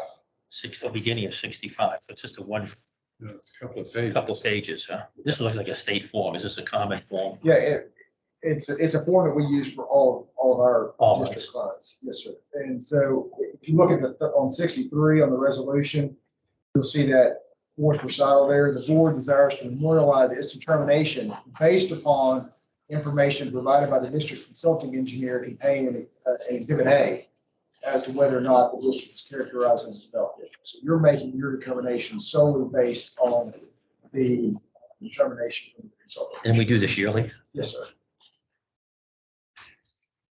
Do you need a vote? Yes, sir. Are we done with discussion? Okay. Do we have a motion? Make a motion. Okay, to accept the resolution? Any seconds? So, Okay, all those in favor of adopting the resolution? aye. Anyone opposed? Okay, it's unanimous. All right, we're skipping item 21. We're on item 22, consider an act on the proposal by Director Letterman dated June 9th, and that's on page 78.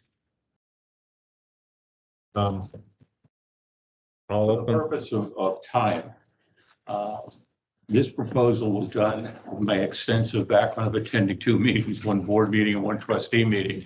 And I was kind of concerned Yeah. that, yes, we want to hear from our constituents, but I think they should all have the requirement that they submit it in writing, and one person did, Shannon Cox, the other person did not, Dr. Secular Gibbs.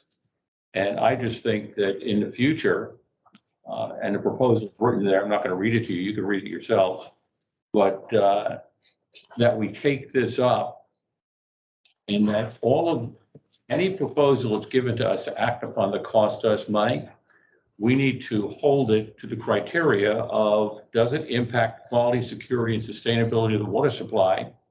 Does the claim impact at least half the residents within that MUD?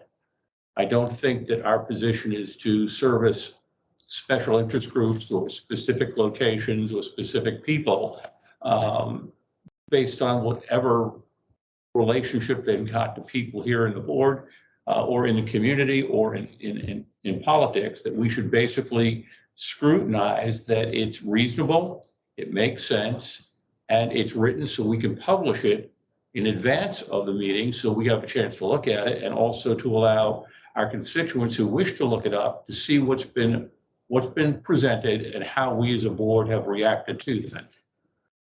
And I'll take questions. Go ahead. So what I want to say is, I completely agree that they should put it in writing, right? Like, this is my request, this is my ask of you as the board. However, we cannot limit it to, does it impact half of the residents?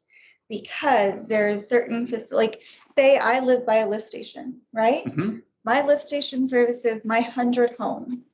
My lift station stinks to high heaven. My 100 homes, I'm affected by that. That's not half of our residents. So there could be complaints and there could be items that could come before the board that wouldn't meet this criteria. So the other instance regarding odor control. Odor control and odor issues are bound by the TCEQ. Any citizen, any resident, I can go and I can call the TCEQ, fill out a form and say, hey, it smells. And they'll say, okay, we've got a complaint. We have to go out there. And this is what they do. They go out there, they drive there and they smell. And they sit in their car and they smell. And they say, how frequent is this smell? How intense is the smell? What is the smell's duration and what type of odor is it? Does it smell like trash? Does it smell like, smelly gas? Is it H2S? Like, what is it? That is it. And if So they there's get no quantitative It's not like they're taking out air quality measurements and saying, okay, we know exactly what this air quality is. We know what it is. So if you have a complaint on odor quality and odor control, as a district, as a city, as whatever, it's your duty and your responsibility to take that upon yourself to investigate those measures. So what you don't want to get into is a situation where the TCQ imposes an ordinance saying you must go and fix this. Because if the TCQ comes out and says you must go and fix this, you must, and it doesn't matter how much money it costs, because now they have imposed an ordinance on you telling you you have to go fix this. And if I say I'm so broke I can't fix it, it doesn't matter to them. In the one instance that I brought up here, which Dr. Secular Gibbs talked about, I was under the impression, I think it was you, George, that said it was tested and it fell under the guidelines or below the guidelines. Maybe it wasn't you, it was somebody else maybe in the room. It was, is that true? Yeah. And to me, that's the litmus test. If they don't have a quantitative means of providing, it's merely a person driving by with his window open or her window open, saying it's good or it's bad. That doesn't sound like it's a good decision for us. So an odor control specialist went out there with equipment and said, okay, what is this odor? Where does it go? Like, what are the winds doing? However, that's the base measurement, right?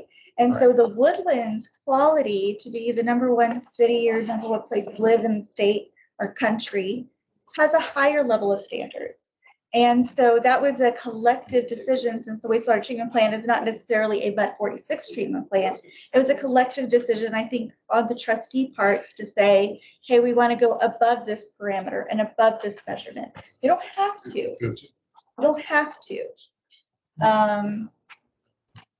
But I think if you limit it and say you cannot come to us unless it affects this many people. Okay, make a recommendation. Can I make a In writing. comment before we finish this off?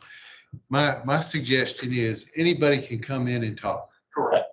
Anybody can get 3 minutes on the floor and talk, and they don't have to give you a piece of paper. And at that meeting, you won't have it on your agenda. Correct. Likely it won't be on the agenda. And my recommendation on this and other events is that anything that we have put on the agenda ought to have a handout to go with it in the packet. I agree with that. And so, for example, on this one with Alan, we had his handout from an earlier meeting that showed up in the packet. Yeah. And put a recommendation in there in the packet, so you had a chance to read through it before the meeting. Correct. So that's my first recommendation. The idea that you had a comment that the limits don't exceed the TCEQ guideline. I thought we were talking about, Standard. I thought he was talking about cameras. Is that what you? That's a different one. There's two of them. There are two issues. Oh, okay. I think it's easier to talk about the Cameras. TCEQ one. Sure. And there are limits. In my experience, having worked in a chemical business for 35 years and worked with TCEQ reporting requirements and limits, is that today's limit is set up so that it's a minimum standard. It's not really the best. And we should do better than that. As trustees, as the Woodlands, one of the parameters, yeah. That's a basic level. Okay. And it's set up where, you've got this existing plant and you can comply with that standard with the existing plant. If the residents, they will come to you and say, I want better. And you can judge, yes, I think we need to have better here in the Woodlands. We need to have covered facilities. That's a judgment you can make. If you don't, they have the ability to go to the TCEQ and say, hey, you need to raise the standard. or tighten the standard. And in the chemical business, that happened all the time. That, you know, people say, hey, your benzene emissions are too lax, or your ammonia, or there's a long list. And the EPA went and tightened up the requirements. And, you know, once they tighten it up, you don't have a choice. I think that's what Deidre's saying. Yeah. And it's better to be proactive and make a judgment. This is important and we're going to fix it. So, I agree, it is important, but at what level are we compelled to spend the money? Compelled to meet the current TCEQ. Benefit analysis. They did a study and they did a report and they said, this is how you can fix the smell and make it, you know, at this level. And then I think the trustees at that point said, no, that costs too much money. No, thank you. We're faced with, They spent around $500,000, I think, and they're working on a response for Dr. Yeah. They'll kind of summarize what's. we are also faced with this stakeholder meeting, this new wastewater plant that's being developed. Should it be developed with, you know, enclosed equipment? Which is what Connor is doing right now. So, you know, you could do it on the cheap and build a replicate of the existing plant, or you can build it to a higher standard as you go build a plant that's supposed to last another 50 years. And it's also my recollection is that they were pulling odor from a different location and that caused an increase in the odor. That's getting out of my. Okay. I just know that there were.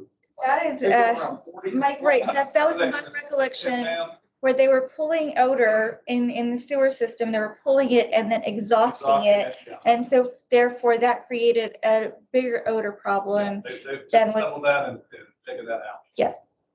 Yeah. So it was to address other issues in the system.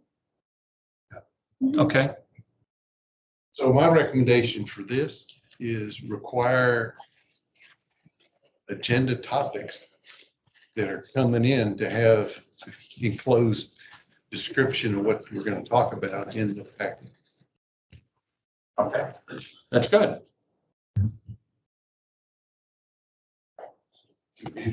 Vote on that. Well- How do we make that? Well, what we're doing is considering and acting on Fred's proposal here. So this is all, this would be to act on, if we have an item for consideration from a resident for action. Or staff. there'd be- Or step, sure. All right. Well, was there any changes you want to make to what, Yes. Well. Do we- yeah. Want to make so we don't, we want to get rid of the 50%. 50% bullet statement. Was there any other problems that people had with this? I want to streamline it. You want to streamline it? Absolutely, yeah. I think we should just say what George said, that it just needs to come in writing with backup information, and that's it. So item number 1 doesn't need to be on there at all? Well, item number 1 is pretty much a standard. Yeah. Because that's what our charter is, our mission. So then let's just add a bullet statement that says, you know. Well, you would have to add. Other stuff, it's. Right, The yeah. action item coming into this will be every agenda item on the, or every topic on the agenda will have backup information. Fair enough. So what'll happen is the citizens will come in to speak. We would then, if we want to pursue it, put it on the agenda, At the end And of then- the meeting, we'd say topics for future. future agenda. agendas, You would and put that then on there. obviously one of us would have to take the lead Right. and make sure it made the agenda packet. Right, absolutely. That's the president. Correct. All right, so what I have is I have 3 bullet statements for this proposal. Does it impact the quality, security, sustainability of the water supply? And Blah, I blah, would say blah. don't include it. I would say we cannot limit it to that because we also take care of drainage and they can actually come to us about anything. Like if they just wanna, they can come to us about I want to anything. just bitch about whatever's going on in there. Yeah, like the trees didn't impact the drainage or sustainability or anything. The customer that came about security. Yeah, that Yeah. didn't. Well, It didn't make the agenda. It didn't get carried forward. It didn't make the agenda. I mean, that's the catch. If it doesn't make the agenda, then it's dropped. So I guess the way it got discussed was that resident went to Ed Shackelford and asked Ed to put it on his budget, You mean the cameras? cameras and the fencing. Right. And so Ed brought that into the conversation. And And it is, and- it is in that budget though. No, he didn't put it in. We What? voted against it. Oh, good, okay. You were here. Yeah, I know, I'm just We making we sure. voted against it. But Okay. I'll say this, I don't, you know, I still get, the last River Thought meeting I attended, I guess the lady who's the project manager spoke of it being included. That's what I heard. And that's what prompted me to write this. Yeah, so he told us that she misspoke. you mean the employee of the River Authority, not the, I mean, this was who's the, was she blonde? It Like a was- project manager? Engineers, one of our project. Yeah, what do you mean a project engineers. She engineer? Presented the raw water budget to the board of directors at the last board of directors meeting. And don't quote me on this, but I believe she said that something like that might have been included in the budget. Yeah. I unfortunately did not look over the raw water budget, so I'm not sure what was in it or not. But I can definitely get that information to you guys. Right. We said at our meeting, we did not approve including that in the And budget. Ed told Correct. us it was Yeah. not included in I'm their just saying budget. what I heard at the. Well, he said. That is a different division of the SGRA, is the raw water division, so. I will make a note to Moving parts. Yeah, after the orientation session, I had a conversation with Ed who said that it was in there and it was a mistake.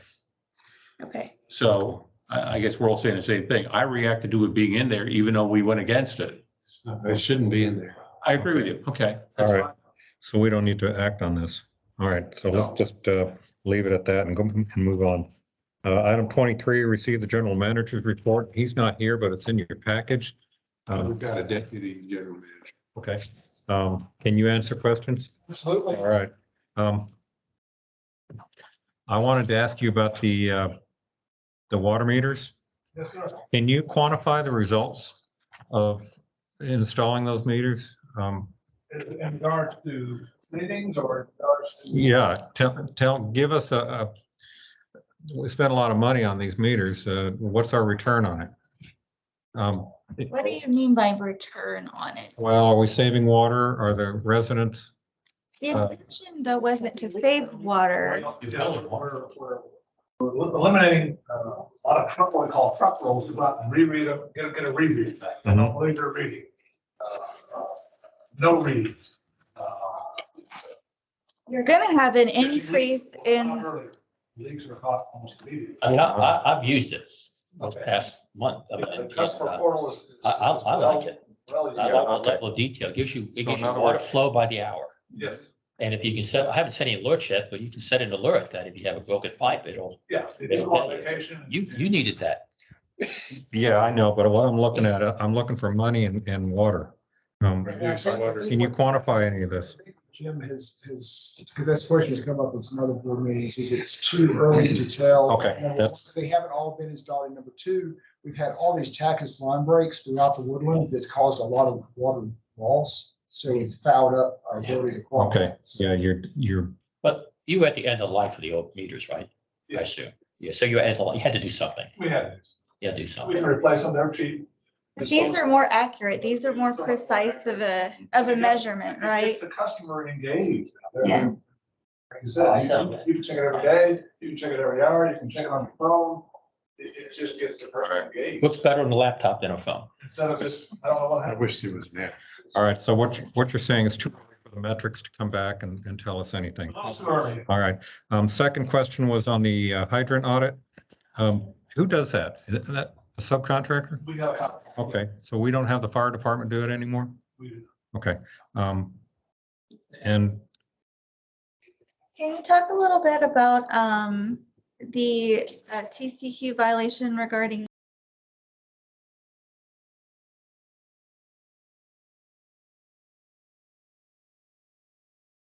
Multiple TCEQ inspections.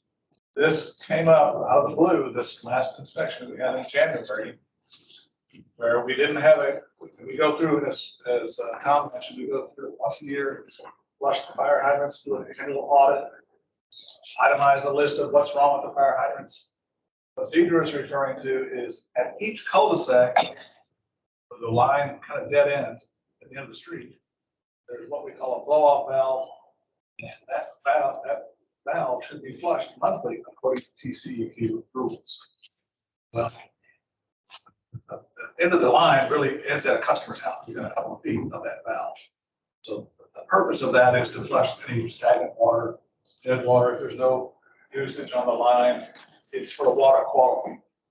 But we have never flushed that line. We've always held our contingency on the house at the end of the street is flushing the line. This person did not agree with us. So we're in the process of drafting appeals to say, look, this is gonna be, because we've got over 1,000, there's 1,000 cul-de-sacs out here with the same issue. And it's just a big waste of water. One, we don't have any water quality complaints on any of these issues, or any of these cul-de-sacs. It's just gonna be so labor intensive, we're gonna hire somebody, because this has to be monthly. This has to be monthly. Why are they saying this now? It's part of their requirements to flush the dead end line. We call it dead end line. Yeah. And we're contesting it, saying that the dead end ends at a person's house. It's really within 3 feet of the person's house. So that is our flushing of the line. And that's been satisfactory for the last 25 years. Why is it different now? So don't know how it's gonna come out, but that's kind of where we're at. We try to protest it or contest it. So they could come back and tell you, sorry, you just got to do it. They could come back and tell us that. This is regulation. Not It's a law. regulation. Regulation. It is. Yeah, that TCEQ is when We've reached out to other engineers and what they're doing in different counties. You may know what they're doing, because we're not the only one that has this. No, it's a big problem. Yeah. But it's just a big waste of water. Every development in the state will have this issue. Yeah. It's a state. That's for the woodlands, because we have so many cul-de-sacs. Yeah. All right. Any dead end line, especially in all cul-de-sacs. So Mike, I have a question for you on drainage ditch repair. Yes. And so I'm looking, you're saying total cost is $285,000. And then I'm looking at here. Then I'm looking at Maureen's cost sheet. And under large ditch repair, we're showing 329,000. We've had other repairs that. we're not- This is large ditch repair, which is like a capital project. Our budget is 322,000. We've already spent 329. Yeah, so And so anytime. that's really what I was asking is, are we finished with that project? We're finished with that sawmill project. That was the total cost of that sawmill project. But what we've had is other slope failures, washouts that we've had to repair that were not part of that contract. Okay. So that's where some of the additional funds that come from, the additional expenses that come. I see. The other question I had was on the meter project, AMI project. Yes. We're showing the budget was $3.8 million and we've paid out $3.5 million. And my question is there more? Are we finished?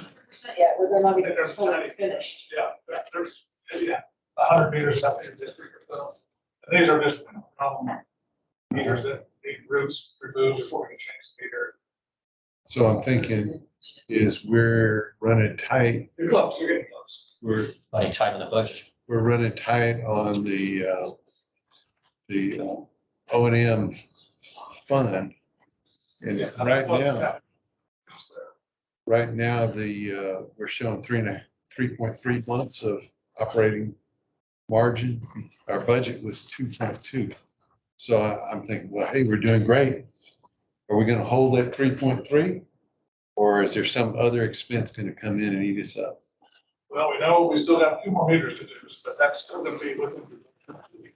There's been no change orders to take. I think you're gonna go down, I'm just speaking off of memory here, but because you get that big slug of maintenance tax revenue early in the year. Yeah, yeah. And then you're so it's drawing already- that down because your water sewer revenue isn't enough to cover your operating expenses. So my guess is that's gonna continue to drift down because you get one slug of money in maintenance taxes. So you've already put that Down over in. the year to make your expenses. So my guess is it's gonna continue to go down.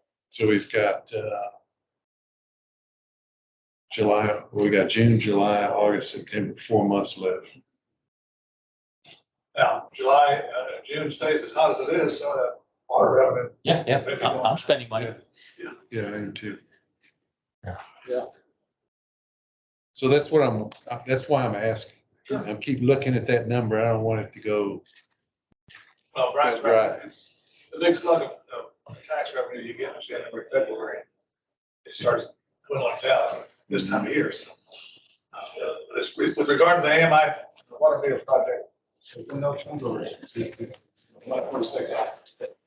There's a big drop in cash in our budget. Is that because we paid the meters out of cash? Yes. Yeah. We paid some large dish repair out of cash. Looks like we'll not be paying any more in cash that low. $2 million. Yeah. We want to have three-month reserve. Real quick, these PFAs, do you know where they're coming from? Yeah, so that's a new requirement. It's under the UCMR 5 rule. You're talking about the PFAS? PFAS? Is that what you're talking about now? Yeah. It's not a regulated contaminant just yet. We will be testing for that on all 10 of the muds in 23, 24, 25. It will probably become a regulated I think contaminant. it will be Yeah. as well. Yeah. I think it's more geared towards surface water. This is plastics and so forth. That come in there. Other than the groundwater, I think you have to test surface water 4 times a year, whereas well water you test twice a year. Mhm. I'm not positive on the testing requirements. We have contracted with the testing laboratory, East Texas Environmental Laboratory, to do our sampling and do our testing for us. But it won't start until, some of you will start in 23, some of will start in 24, some will start. Did you find that on here? Yeah. It's a new deal. But what's the source of PFAs? The source that's leaching? PFAS. Yeah, it's polyfluoroalkyl. Yeah. Yeah, and it's leaching into the water. And I'm asking, where is it leaching from? What's the source? Sources are different plastics, plants, plastics itself. You may have more information than me. Yeah, I mean, they were just talking about it coming from like any source, like it's the coating on pots and pans. And they were talking about like how it can stem from multiple sources. Really prevalent. Yes. Yes. All right. Do we have any more questions for the president's report? For the general manager's report? Okay. Do I need a motion to accept? No action. Okay, no action. How about the trustees report, item 24? Do I need a motion to accept that? You know, All right. Fred, anything additional you want to report, Mr. Trustee?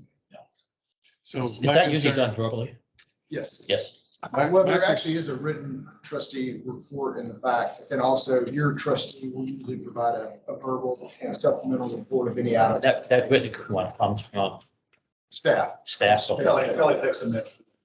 All right. My concern is that as we go forward through these, we always have it at the end of the meeting. We don't really get good feedback on what happens at the trustee meeting. And we certainly don't get the opportunity to give direction back to the trustee. Is that due to time constraints or? I think it's due to time constraints and also nobody ever asked for it. The trustee. Right. Well, I would, having been in a large group that had the same problem before, I'd move the thing up in the agenda. Yeah, it probably ought to be right behind the SJRA report, because that's really the purpose of it. You never get to One it. more item I forgot to mention on page 88. I just included this little diagram of where we've done some night flow observation for your sanitary sewer.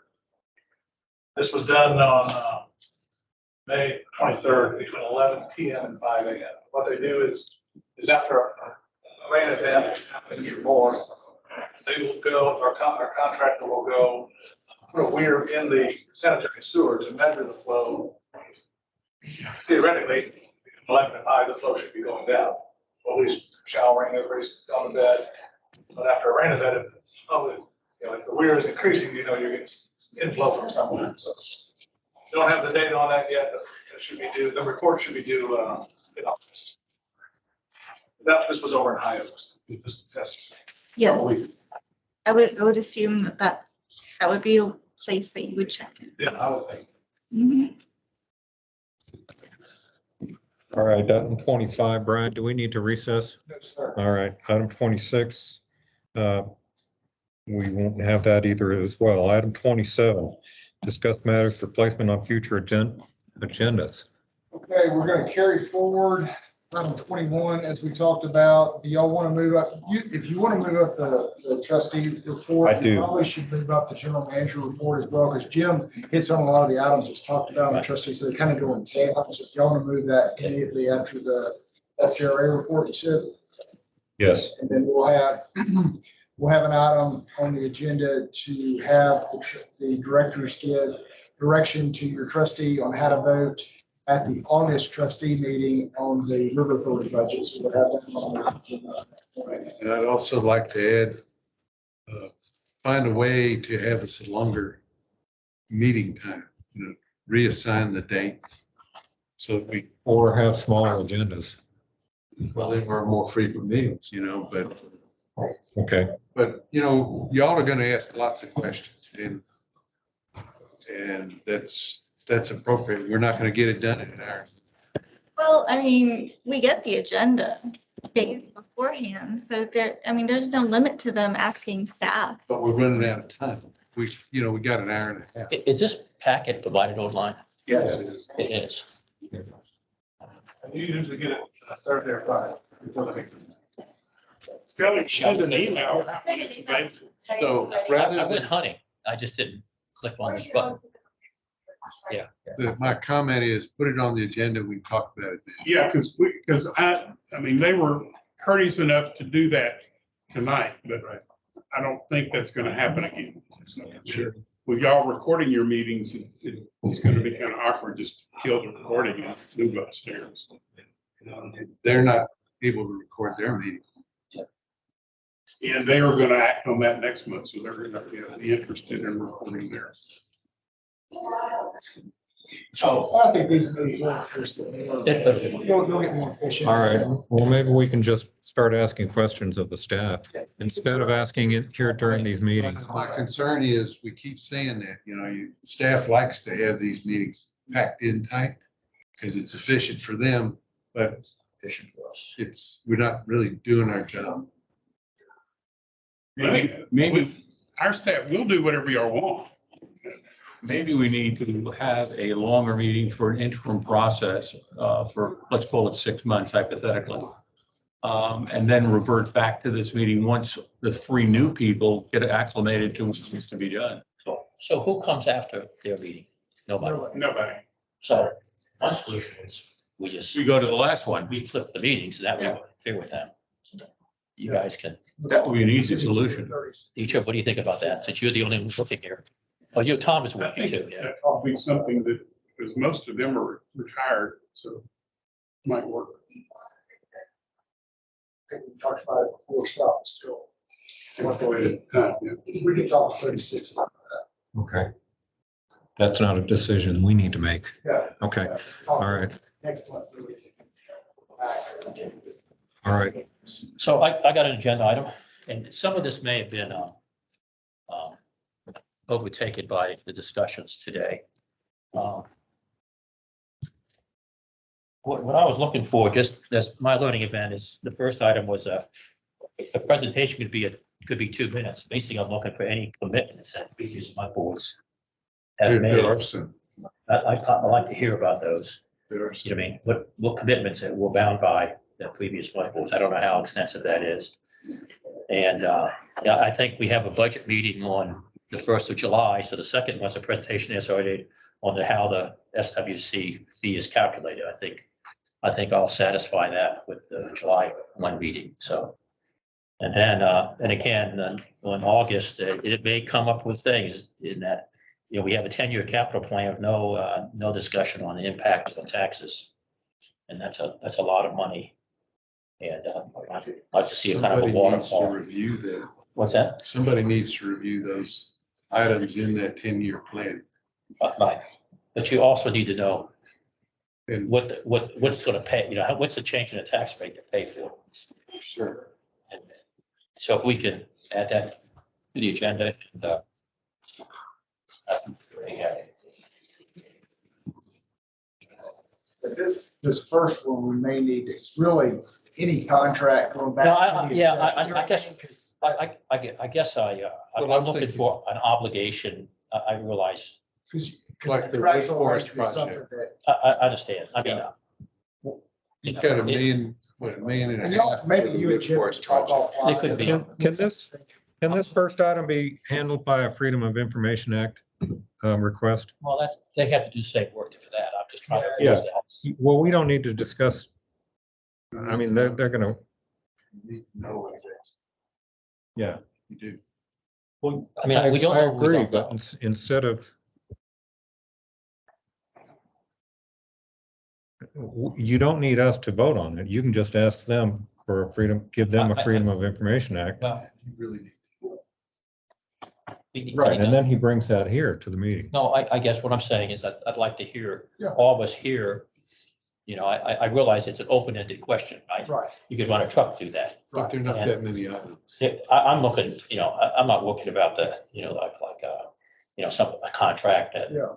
between a service provider. Yeah. And all, but I'm looking for more things. I'll tell you, exactly, I didn't hand this out, but there's I've been going through different packets, and there was a statement that got me interested. And the statement is, at an election held within the district on April 2nd, 1983, the district voters authorized the district to assess, levy, collect, and maintenance tax. And you guys were talking about the day, not to exceed 25 cents for each 100. And I guess, do we have such a clause? And has anybody reviewed that clause? 1983 is a long time ago. Yeah, we can certainly go through that after for next Yeah, agenda. and Talk about what you got for your authorizations for your voters, for the crowd authorization, tax authorization. Of course, about contract with the board. Yeah, that's That kind of That's stuff. I'll be honest, that's probably the lesser of my concern. Yeah. That's very visible. Yeah. Right. Your Bear Branch contract. Right, things like yeah. that. So Jim and I can talk about it offline as well. Yeah, and if you put that forth as an example, if you think of any others Right. between now and then, shoot it our way. That's an example that I saw, and I But I said, understand you're saying, you're like, 1983. well, I'm new, I don't know. Yeah, I don't what know. I don't know what I don't So know. I understand that as well. So And I'm we'll just- try to visit. That could be For example, is our contribution to MUD 67. That needs to be in. Absolutely. Wood comes to mind. forest, wood forest agreement needs to be in. Yep. The newest agreement we made with the SJRA for the Bear Branch Dam. Whatever, it's a couple $100,000. Spread over 30 years. Okay. Okay, and you're gonna do the sec one anyway. How the SWC fee is calculated? You Yeah, and mentioned then that, there's some terminology. The surface water conversion fee is a woodlands term. That's a woodlands mud term. Nobody else uses that term that I know of.